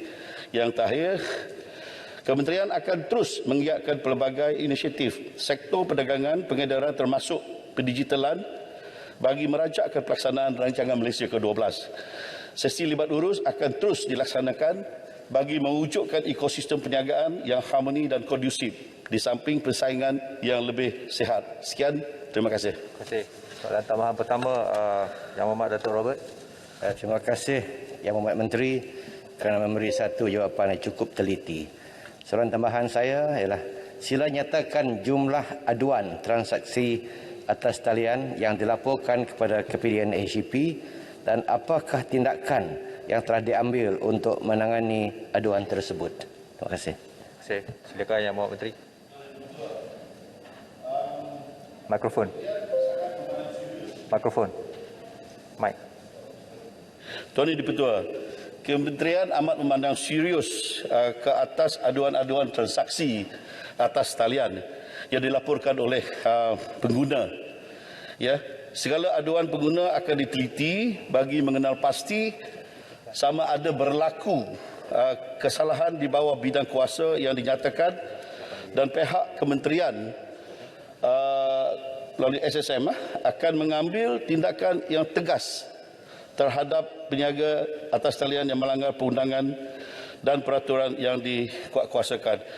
Bermula dari Januari hingga September tahun ini, tahun 2021, sebanyak 9,323 aduan telah diterima, di mana 8,878 aduan telah selesai, manakala 445 masalah dalam siasatan di bawah pelbagai salah laku urus niaga perdagangan elektronik merangkumi subkategori aduan dan jumlah seperti berikut. Yang satu, tidak menerima barang perkhidmatan atau perkhidmatan yang ditawarkan 5,700. Kedua, barang atau perkhidmatan yang diterima tidak seperti ditawarkan 1,631. Ketiga, harga barang atau perkhidmatan mengelirukan. Baik, pertanyaan soal lisan sehingga soalan yang ke-7 ketika ini yang telah dibangkitkan oleh Ahli Parlimen Bentong kepada Menteri Perdagangan Dalam Negeri dan Hal Ehwal Pengguna. Baik, ketika ini kita beralih sebentar ke Dewan Negara yang di mana dia berada di soalan yang ke-8 yang akan dijawab oleh Timbalan Menteri Komunikasi dan Multimedia yang dibangkitkan oleh Senator Rita Sarima anak Patrick Insul. Baik, kita terus ke persidangan Dewan Negara. Pembiayaan, pembangunan kapasiti, akses dan promosi serta lain-lain langkah untuk meningkatkan sumbangan industri kreatif kepada KDNK. Bagi kategori filem, Finas telah menyediakan berbagai program menerusi dana kandungan digital seperti dana mikrodaya kreatif dan inisiatif Borneo Pitch, pelan langkah segera ekonomi industri kreatif pelaksana dan lain-lain membantu syarikat-syarikat produksi menghasilkan kandungan kreatif merangkumi drama, filem, dokumentari, cerita pendek dan sebagainya. Finas turut menyediakan pakej inisiatif tayangan di bawah skim wajib tayang yang berperanan untuk merangsang pertumbuhan sektor pengedaran dan pameran melalui galakan bagi filem-filem tempatan menerusi skim wajib tayang. Di samping itu, geran pembangunan modal insan turut disediakan sebagai bantuan geran penganjuran latihan kepada syarikat-syarikat swasta yang berlatar belakang pengurusan latihan serta modal insan. Sementara itu, My Creative Venture dan Cendana pula melalui program Creative Business Revival Loan, program pilihan industri seni kraft, program pembiayaan seni visual, program pembiayaan muzik independen dan lain-lain turut memperkasakan ekonomi seni mempersembahan, seni visual dan kraft. MDEC melalui program seperti penggalakan penginstrumen kandungan video, Grant Prisma kandungan digital, program bantuan infrastruktur teknologi kandungan digital dan lain-lain turut membantu syarikat atau studio yang terlibat dalam bidang animasi, permainan digital, media interaktif dan komik digital. Bagi kategori muzik pula, 2 program dilaksana melalui dana kandungan digital muzik, iaitu program hiburan dari rumah, program Muzik Malaysia bagi membantu penggiat industri muzik menghasilkan kandungan kreatif berkaitan muzik yang berkualiti dan berdaya saing di peringkat tempatan serta luar negara. Kementerian amat komited dan giat membangunkan industri kreatif pasca pandemik COVID-19 dengan merancang langkah-langkah strategi baru selaras dengan pendekatan norma baru dan pematuhan kepada SOP yang berkuat kuasa melalui pakej rangsangan industri kreatif Malaysia Prisma dan pakej perlindungan rakyat dan pemulihan ekonomi. Sehubungan dengan itu, sebagai langkah awal, Kementerian sedang mengenal pasti sektor yang giat berkembang dan berupaya menjadi penggerak pertumbuh baru yang menyumbang kepada pencapaian ekonomi berpendapatan tinggi negara seperti filem, kandungan kreatif digital, seperti animasi, permainan digital dan lain-lain. Sila. Terima kasih kepada Timbalan Menteri dengan jawapan. Tadi kita dengar macam mana industri kreatif ini memberikan semangat kepada negara. Soalan saya kepada Timbalan Menteri, dalam menghadapi COVID-19 ini, pemain industri ini juga akan terkesan dengan COVID-19. Jadi, berapakah jumlah penerima bantuan di dalam industri kreatif dan sejauh manakah bantuan tersebut berjaya membantu mereka menghadapi situasi kritikal sekarang? Terima kasih.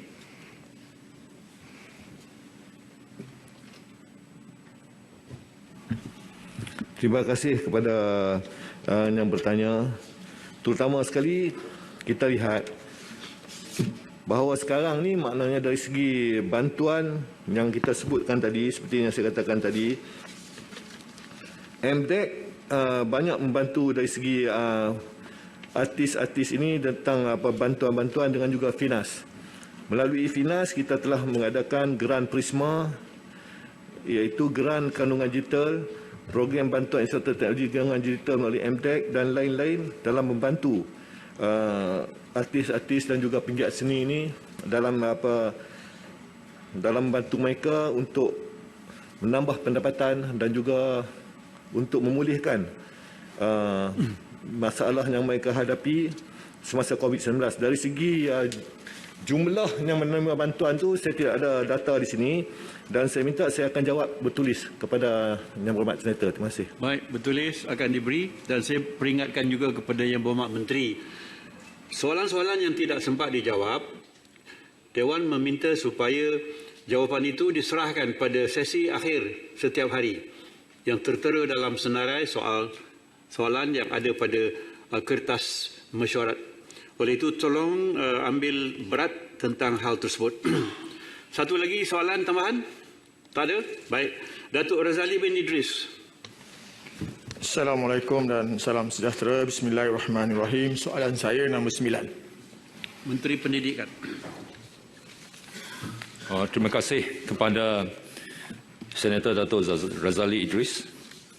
Tan Sri Yang di-Pertua, Kementerian Baik, itulah tadi sedutan soalan yang ke-8 yang telah pun dijawab oleh Timbalan Menteri Komunikasi dan Multimedia berkenaan dengan sumbangan industri kreatif kepada ekonomi negara dalam tempoh 3 tahun. Baik, sekarang kita kembali semula ke persidangan Dewan Rakyat yang ketika ini di soalan yang ke-8 yang dinyatakan oleh Ahli Parlimen Sungai Buloh Tuan R. Sivarasa kepada Menteri Pembangunan Luar Bandar berkenaan dengan menaikkan peruntukan mengurus baik pulih tadika dan tazkiyah kemas. Baik, kita terus ke persidangan Dewan Rakyat sekali lagi. Dan kita berpandangan bahawa dia ada dua, satu maintenance ataupun baik pulih dan satu lagi membina baru. Setakat ini. Terima kasih. Terima kasih. Tambahan satu. Terima kasih Tuan Yang di-Pertua dan terima kasih kepada yang saya rasa Yang Berhormat Menteri ada tahu keadaan yang sedia ada itu, iaitu Kemas menjalankan lebih kurang 10,000 premis, bukan beberapa ratus atau 1,000 atau 2,000, beberapa 10,000 yang memberi pendidikan awal yang sangat penting kepada lebih kurang 230,000 kanak-kanak. Sebab itu keadaan bangunan sangat penting. Dan bagi saya 8.5 juta atau 9.5 juta ini memang jauh kurang sangat untuk memastikan semua bangunan ini adalah di dalam keadaan yang baik dan yang uzur itu dibina semula. Jadi soalan saya tadi yang belum dijawab lagi ialah saya tanya sama ada kerajaan bercadang untuk menaikkan jumlah 945 ini kepada jumlah yang lebih munasabah iaitu 100 juta. Itu yang saya tanya. Itu belum dijawab secara terus. Cadangan saya yang tegas, saya rasa 8.5 ini tak cukup langsung. Dan khususnya di Sabah dan Sarawak di mana beberapa ribuan premis kemas adalah dalam keadaan yang kurang baik, ada yang sangat uzur, juga ada di Semenanjung, dan saya terima masalah tanah itu ada seperti yang diterangkan oleh Yang Berhormat, iaitu ada beberapa kategori, tapi isunya ialah kanak-kanak kita mesti belajar dalam bangunan yang sehat dan bagus. Jadi inilah saya sekali lagi, adakah rancangan untuk menambah jumlah itu kepada satu jumlah yang lebih munasabah, memandangkan kita ada 10,000 lebih premis untuk maintain, selenggarakan dan bina semula. Terima kasih. Terima kasih kepada Sungai Buloh atas soalan tambahan. Seperti yang saya nyatakan tadi bahawa di Tabika dan Taska Kemas ni ada 3 kategori. Yang pertama, bangunannya sudah sememangnya bangunan baru. Yang keduanya adalah bangunan yang sederhana, dan yang ketiganya adalah bangunan yang uzur. Jadi apabila kita pergi kepada bangunan yang uzur, Yang Berhormat Sungai Buloh, ada lebih kurang 473 yang sememangnya sangat kritikal. Jadi maksud saya bangunan-bangunan ini mesti mendapat peruntukan untuk diganti baru. Jadi saya bersetuju dengan Yang Berhormat tentang jumlah. Jadi peruntukan yang kita terima ini berdasarkan tahun semasa. Jadi setakat ini untuk RP2 2022 kita ada memohon kepada kerajaan untuk memberi tambahan kepada Kemas, membina baru dan juga membuat baik pulih premis. Lebih kurang kita memohon dalam RP2 lebih kurang 60.8 juta. Terima kasih. Papar minta laluan Papar Pontian. Papar. Terima kasih Datuk Speaker. Kemas ini tentunya ada guru taska dan guru tabika setakat mana mereka diberikan diploma, mengambil diploma pendidikan awal kanak-kanak. Dan satu lagi, berapa gaji mereka Yang Berhormat Menteri? Adakah Yang Berhormat Menteri bercadang untuk memperbaiki sistem gaji mereka sebab daripada sumber-sumber yang dimaklumkan gaji mereka terlalu rendah? Terima kasih. Silakan Yang Berhormat Menteri. Terima kasih Datuk Yang Di-Pertua. Terima kasih kepada Pontian. Sekarang ini Kemas telah pun berusaha untuk mempertingkatkan kualiti para guru untuk mendidik anak-anak, dan pendidikan awal kanak-kanak ini adalah sesuatu yang sangat penting dan sedang dikembangkan dengan baik. Dalam negara kita ada pelbagai pendidikan awal kanak-kanak. Tapi bagi penduduk di luar bandar, salah satu yang paling ramai mereka pergi adalah ke kelas Kemas. Jadi salah satu yang kita wajibkan ialah guru-guru yang mengajar di Kemas ini sekurang-kurangnya mempunyai diploma Early Childhood Care Education, diploma pendidikan awal kanak-kanak, dan gaji yang mereka terima adalah gaji yang berasaskan daripada diploma. Cuma ada satu kumpulan di Kemas ini yang dikenali sebagai pembantu Kemas atau pembantu guru Kemas. Inilah kumpulan yang kita sedang mencari jalan untuk meningkatkan imbuhan mereka. Kerana pada waktu ini mereka mendapat, pembantu ini mendapat RM500 sebulan. Terima kasih. Ya, Papar. Terima kasih Tuan Yang Di-Pertua. Baru-baru ini di Sabah telah dilanda banjir kilat yang begitu teruk, ramai dan banyak tempat-tempat taska yang begitu rusak. Begitu juga di Parlimen Papar. Banyak taska-taska yang terkesan oleh bencana ini menyebabkan banyak harta benda seperti buku, kursi, meja semuanya rusak. Begitu juga dengan premis Kemas yang sudah uzur dan memerlukan perhatian pembaikan pulih dengan segera. Soalan saya, bilakah kementerian akan dapat turun padang dan memberikan peruntukan khas kepada tempat-tempat yang terkesan ini, karena mereka semua memerlukan di saat-saat ini. Terima kasih. Terima kasih Datuk Yang Di-Pertua. Ini khusus untuk Papar. sebenarnya kita telah mendapat laporan penuh daripada tempat-tempat kejadian. Bukan saja di Papar, di Pinampang dan juga di kawasan Jerai dan juga kawasan Merbuk di Kedah yang terkesan dengan banjir. Dan insya-Allah apabila kita dapat laporan penuh dan kita boleh bantu di kawasan-kawasan ini berdasarkan kepada kemampuan keuangan semasa yang hormat. Terima kasih. Kita menunggu di bawah. Terima kasih. Terima kasih. Yang Berhormat Datuk Haja Azizah. Soalan saya nombor 9. Terima kasih. Terima kasih. Silakan Yang Berhormat Menteri. Tuan Yang di-Pertua,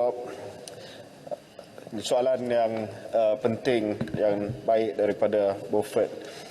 Perancangan dan kesiapsiagaan Kementerian Kesihatan Malaysia dalam menangani kemunculan varian-varian baru COVID-19 yang membimbangkan antaranya adalah kawalan di pintu masuk antarabangsa. Bagi mencegah kemasukan varian baru ke Malaysia dari luar negara, langkah-langkah berikut dilaksanakan di pintu masuk antarabangsa iaitu meningkatkan kawalan kemasukan pengembara di pintu masuk antarabangsa selepas penilaian risiko dijalankan ke atas negara-negara berisiko. Penilaian risiko jangkitan dijalankan bagi permohonan untuk menjalani kuarantin wajib di rumah atau tempat kediaman iaitu lengkap vaksin COVID-19 dan penilaian risiko jangkitan di rumah adalah rendah. Pengembara yang tidak mematuhi syarat-syarat ini diwajibkan menjalani kuarantin di stesen kuarantin. Mewajibkan kuarantin selama 14 hari bermula dari tarikh kemasukan ke Malaysia. Tempoh kuarantin 14 hari ini boleh dilanjutkan selama 7 hari lagi sekiranya terdapat keperluan berdasarkan hasil penilaian risiko terhadap pengembara tersebut yang dijalankan pada hari ke-14. Selain itu, hanya membenarkan kemasukan pengembara disahkan negatif COVID-19 dengan laporan ujian makmal RT-PCR yang dilakukan 3 hari sebelum berlepas, melakukan swab ke atas pengembara di PMA, pintu masuk antarabangsa, pada hari ketibaan bagi pengesanan jangkitan COVID-19 dengan menggunakan ujian RT-PCR dan ujian makmal pada hari ke-10 bagi individu dengan kuarantin selama 14 hari dan ujian pada hari ke-18 bagi individu yang perlu menjalani kuarantin selama 21 hari. Satu lagi langkah adalah analisis penjujukan genom ataupun genomic sequencing. Melakukan analisis turutan jujukan genom penuh virus SARS-CoV-2 dengan memberi fokus kepada pemantauan terhadap semua jenis mutasi gen. Untuk meningkatkan kapasiti penjujukan genom, satu konsortium telah ditubuhkan yang merangkumi 7 makmal di bawah Kementerian Kesihatan, MOSTI serta institusi-institusi pengajian tinggi di bawah Kementerian Pengajian Tinggi. Kerjasama konsortium termasuk pengagihan sampel klinikal yang diterima oleh IMR daripada kesemua Jabatan Kesihatan Negeri kepada 7 makmal berkenaan. Makmal tersebut adalah Institute for Medical Research, Malaysian Genome Institute, UKM Medical Molecular Biology Institute, Tropical and Infectious Disease Research Centre di Universiti Melaya, Jabatan Microbiology Fakulti Perubatan, Institute I Promise University Teknologi Mara dan Institute of Health and Community Medicine UNIMAS. Sebagai permulaan, MOSTI telah menyediakan sumber kewangan sebanyak 3.2 juta ringgit di bawah dana penyelidikan strategik untuk 7 makmal berkenaan menjalankan surveillance genom sebanyak 3,000 genom SARS-CoV-2.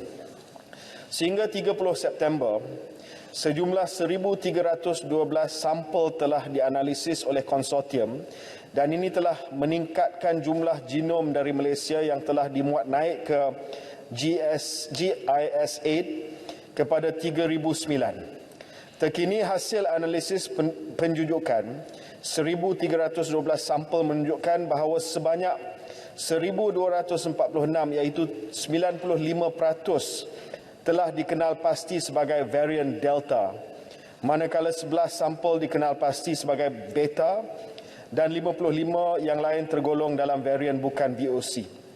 Sampel-sampel yang dipilih adalah daripada semua negeri. Juga sehingga kini tiada varian Mu dan Lambda dikesan daripada sampel-sampel di Malaysia. Konsortium ini akan terus memantau penularan varian virus SARS-CoV-2 di Malaysia. Bagi membolehkan konsortium dapat terus menjalankan analisis penjujukan genom, MOSTI turut mengumumkan tambahan dana sebanyak 13.9 juta ringgit. Dana ini membolehkan kesinambungan dalam menjalankan penjujukan genom, memandangkan adalah sangat penting bagi pemantauan kemasukan varian-varian baru ke Malaysia. Terima kasih. Soalan tambahan pertama. Terima kasih Tuan Ketua. Saya ucapkan terima kasih dan tahniah kepada Kementerian di atas usaha untuk bersiap sedia menghadapi varian-varian yang akan datang. Usaha yang amat-amat baik sekali, tahniah. Soalan saya difahamkan ujian makmal untuk mengenal pasti varian-varian COVID-19 ini mengambil masa yang lama. Apakah Kementerian mempunyai inisiatif atau plan baru untuk memastikan hasil keputusan varian COVID tersebut dapat segera dipercepatkan bagi membendung dan mengambal penularan varian yang amat berbahaya sekarang? Dan juga seterusnya saya bertanya, adakah Kementerian bercadang melaksanakan kaedah heterologi, iaitu menggunakan dua jenis vaksin yang berlainan untuk menggalakkan keberkesanan terhadap varian COVID-19 yang berbeza?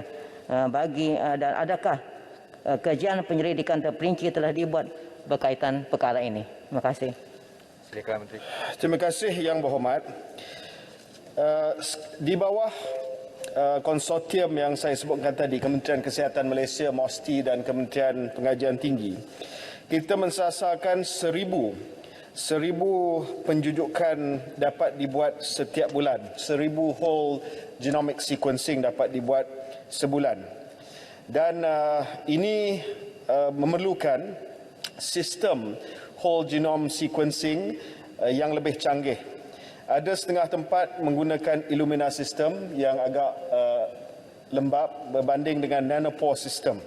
Nanopore system mempunyai kapasiti yang lebih tinggi dan dapat menghasilkan 150 hingga 200 whole genome sequencing per batch dalam 14 hari.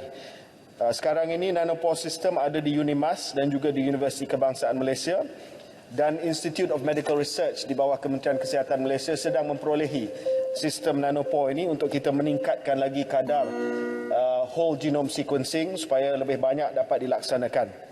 Berkenaan dengan soalan Yang Berhormat tentang heterologous vaccination ataupun vaksinasi dengan menggunakan vaksin yang berbeza, Jawatankuasa Jaminan Akses Vaksin pada minggu lepas telah pun bermesyuarat, dan jawatankuasa kecil teknikal yang dipengerusikan oleh Dr. Kalarasu Peresami, pengarah Institut Pendidikan Klinikal, telah pun mengesyorkan kepada Jawatankuasa Jaminan Akses Vaksin untuk booster dose ataupun untuk dos penggalak yang kita akan mulakan pada bulan Oktober ini, kita membenarkan heterologous vaccination ataupun vaksin yang boleh dicampur, bukan vaksin yang sama seperti dos pertama dan dos kedua, dan kajian berkenaan dengan keselamatan ini telah pun dilaksanakan dan disyorkan untuk kita teruskan dengan program heterologous vaccination kita. Terima kasih. Terima kasih. Sempurna. Sempurna, ya. Terima kasih Datuk Yang Di-Pertua. Terima kasih Yang Berhormat Menteri berhubung kait dengan perancangan dan kesiapsiagaan Kementerian Kesihatan. Terima kasih, menangani masalah ini. Saya ingin bertanya, berhubung kait dengan application science, kita dapati kalau tempat itu divaksinate dengan begitu jumlah yang banyak, maka kesan dia cukup baik. Saya nak tanya sikit, apa yang berlaku di wilayah Sarawak? Merupakan tempat yang mempunyai banyak vaccinated dengan izin dan cukup aktif melaksanakan langkah-langkah. Apakah varian selain daripada Delta yang didapati di tempat ini? Malahan kita nampak saban hari dia merupakan wilayah yang mempunyai jumlah yang begitu besar. Keduanya, saya nak tanya langkah-langkah yang perlu dilakukan oleh kementerian untuk mengatasi masalah ini. Terima kasih. Terima kasih. Pak Menteri. Terima kasih Yang Berhormat. Kementerian Kesihatan Malaysia dan saya sangat prihatin dengan apa yang sedang berlaku di wilayah Sarawak. Disebabkan Sarawak mempunyai kadar liputan vaksinasi yang sangat tinggi.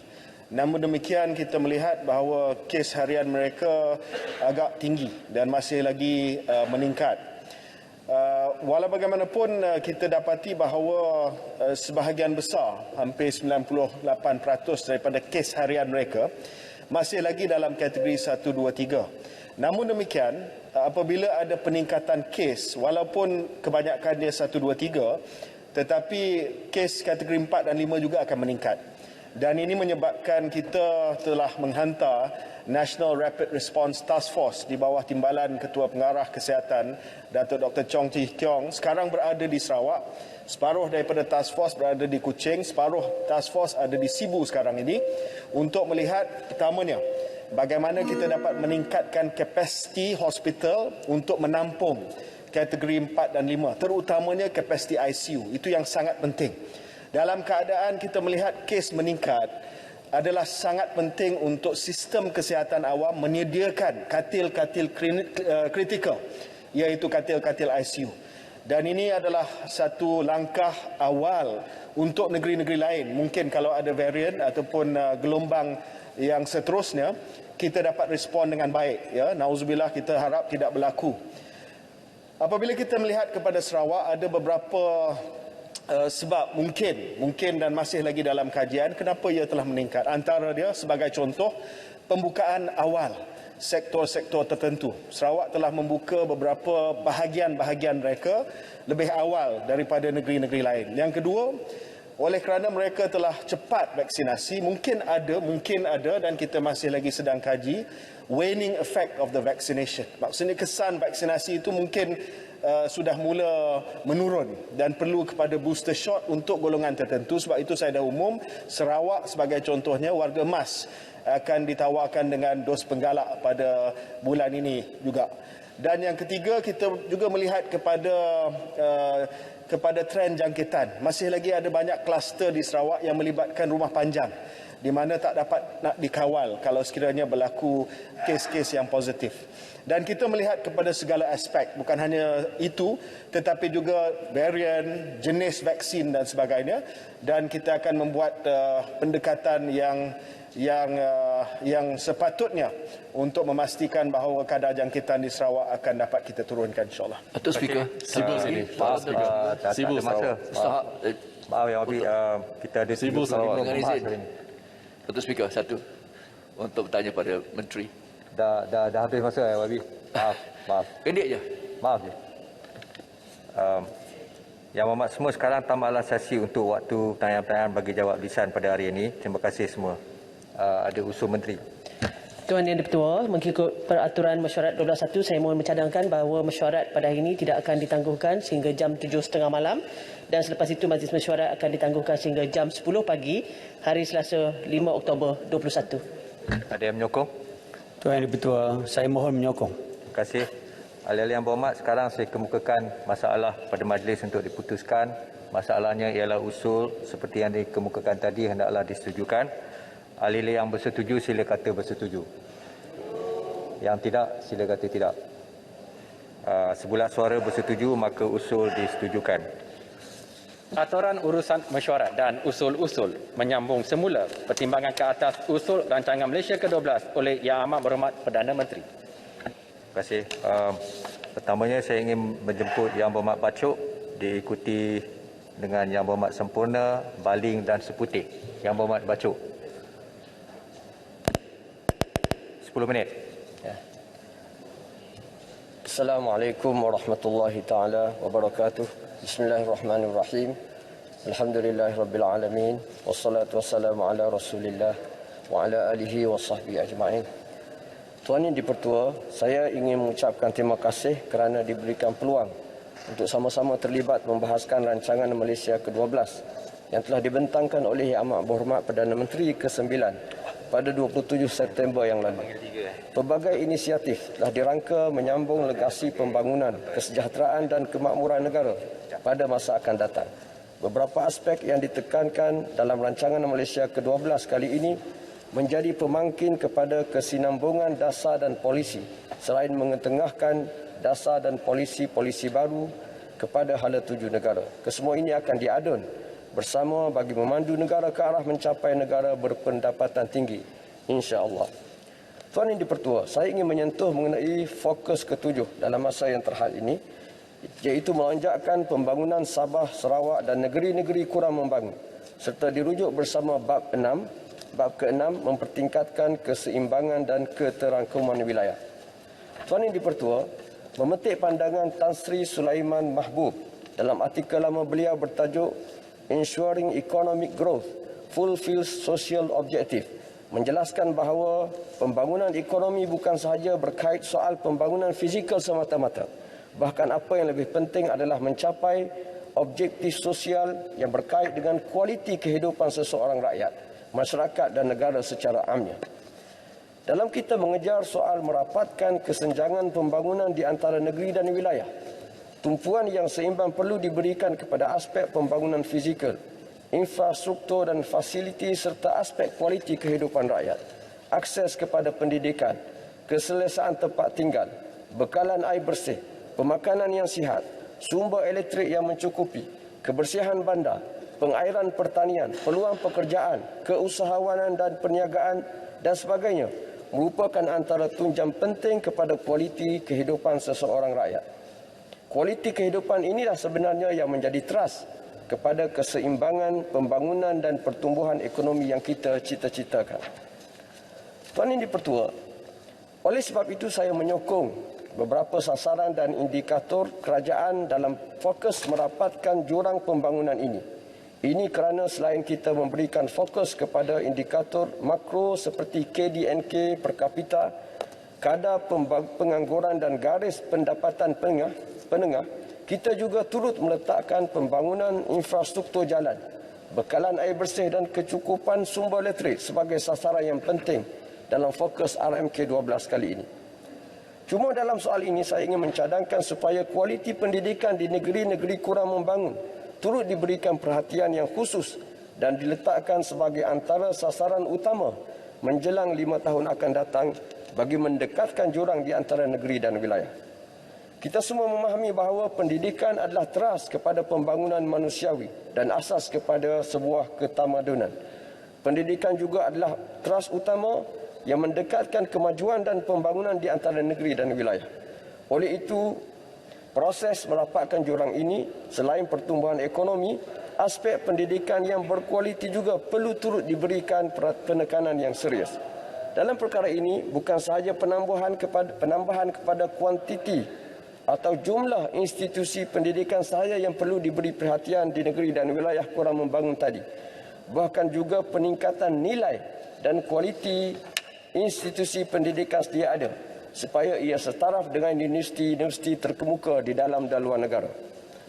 Tuan Yang di-Pertua, keseimbangan tumpuan di antara nilai pembangunan dan kualiti kehidupan ini bukan bermaksud kita mengedepikan terus pembangunan infrastruktur di negeri-negeri kurang membangun.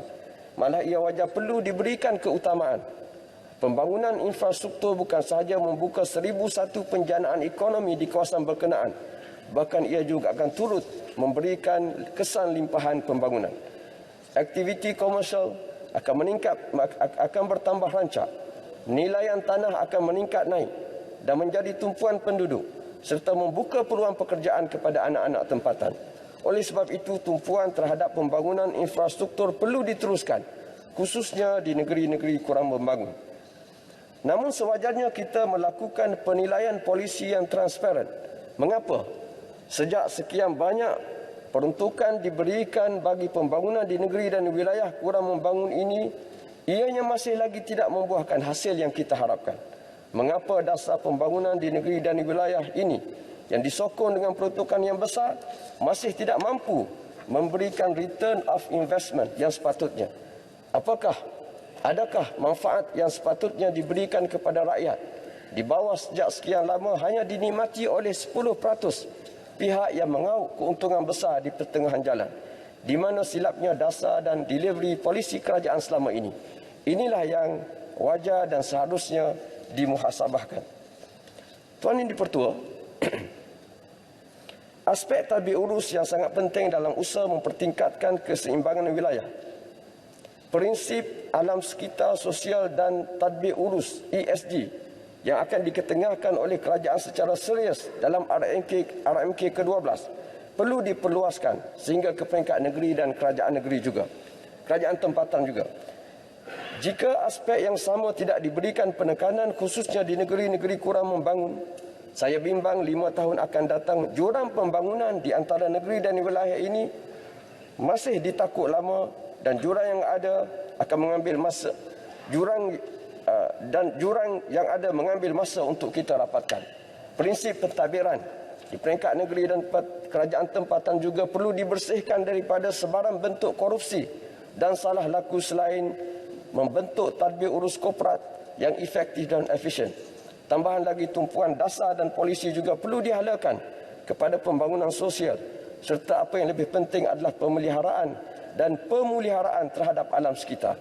Isu-isu pencemaran, pengurusan bahan buangan dan aktiviti pembalakan haram seharusnya dibanteras sepenuhnya.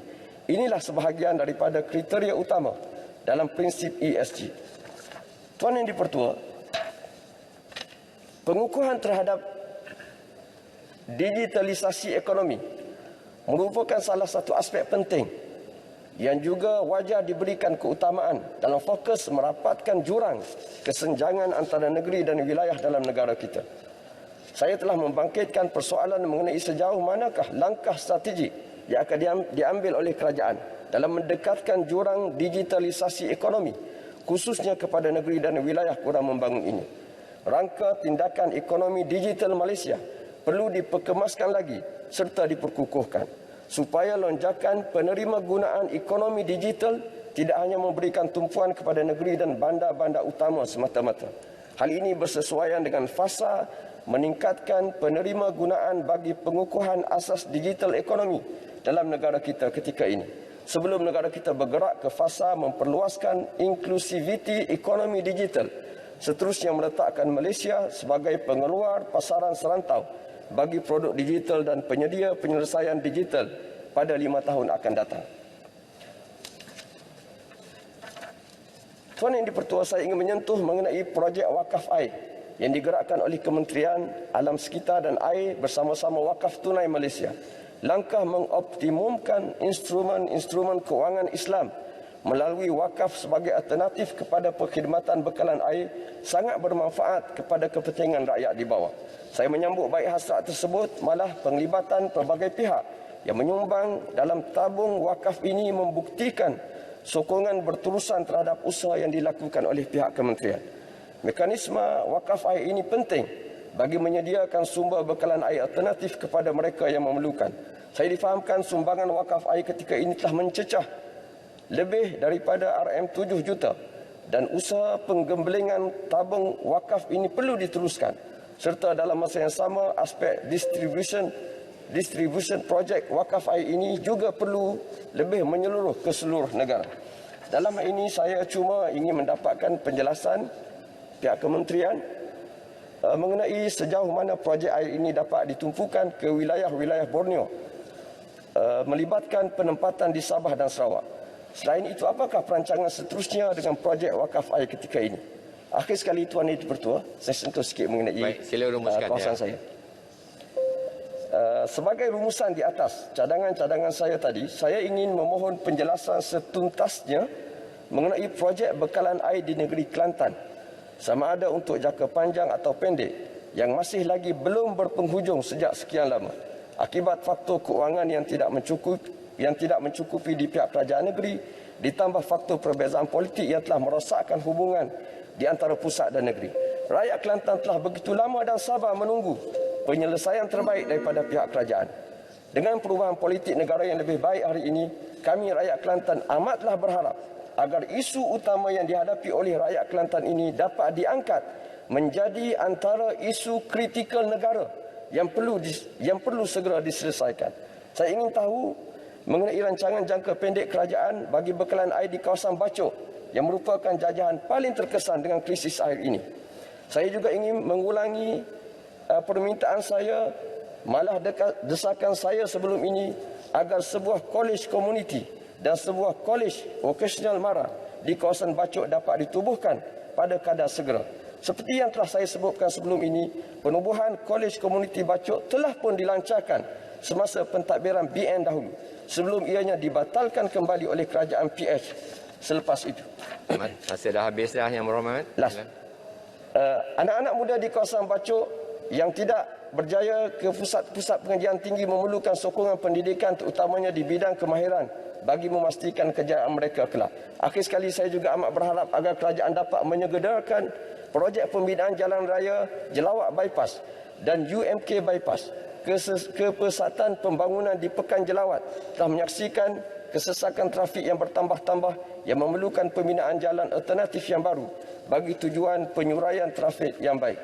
Sekian ucapan saya mohon menyokong. Terima kasih. Terima kasih Yang Berhormat Bacok. Sekarang saya jemput Yang Berhormat Sempurna. Saya beri 15 minit selaku Ketua Parti. Silakan Yang Berhormat. Terima kasih Datuk Yang Di-Pertua. Assalamualaikum warahmatullahi taala wabarakatuh. Terima kasih kerana memberi saya ruang dan peluang untuk membahaskan rancangan Malaysia ke-12 yang telah dibentangkan oleh Yang Amat Berhormat Datuk Seri Ismail Sabri Yaakob dalam Dewan Yang Mulia ini. Ucapan tahniah kepada Perdana Menteri dan kepada semua penjawat awam yang terlibat atas segala kajian, persiapan dan seterusnya merealisasikan pembentangan rancangan Malaysia ke-12 tersebut. Saya juga mengalu-alukan perancangan pembangunan negara dalam rancangan Malaysia ke-12 dengan tema Keluarga Malaysia Makmur, Inklusif, Mampan bagi meningkatkan daya ekonomi Malaysia dalam tempoh 5 tahun ini, dan semoga hasrat kita untuk menjadikan Malaysia sebagai sebuah negara maju akan tercapai. Datuk Yang Di-Pertua, negara kita Malaysia pada pasca penubuhan Persekutuan Malaysia, iaitu dari tahun 1970 sehingga 2000, adalah antara negara Asia yang progresif. Keluaran dalam negara kita KDNK, kadar kemiskinan, kadar pengangguran dan kadar literasi negara meningkat dengan sangat baik berbanding dengan tahun-tahun awal penubuhan negara. Seterusnya pada tahun 90-an, Malaysia diiktiraf sebagai sebuah negara membangun, iaitu dari sebuah negara berorientasikan pertanian bertukar kepada negara perindustrian. Malah pada satu ketika ia pernah dinobatkan sebagai Tiger of Asia. Jika kita perhatikan 20 tahun kebelakangan, iaitu dari rancangan Malaysia ke-8, rancangan hingga rancangan Malaysia ke-11, meliputi rancangan rangka panjang ketiga, iaitu dari tahun 2000 sehingga 2010, dan model baru ekonomi tahun 2010-2020, perbelanjaan kerajaan sepanjang tempoh tersebut adalah bernilai 860 bilion dengan nilai purata 43 bilion setiap tahun. Rancangan Malaysia ke-8 170 bilion, rancangan Malaysia ke-9 200 bilion, rancangan Malaysia ke-10 230 bilion, rancangan Malaysia ke-11 260 bilion. Jumlahnya 860 bilion. Manakala rancangan Malaysia ke-12 400 bilion, hampir 2 kali ganda. Walaupun dengan perbelanjaan sebesar itu, ternyata kita masih gagal mencapai wawasan kita untuk meletakkan negara kita sebagai sebuah negara yang membangun industri. Ini dapat dilihat menerusi pelbagai indikator.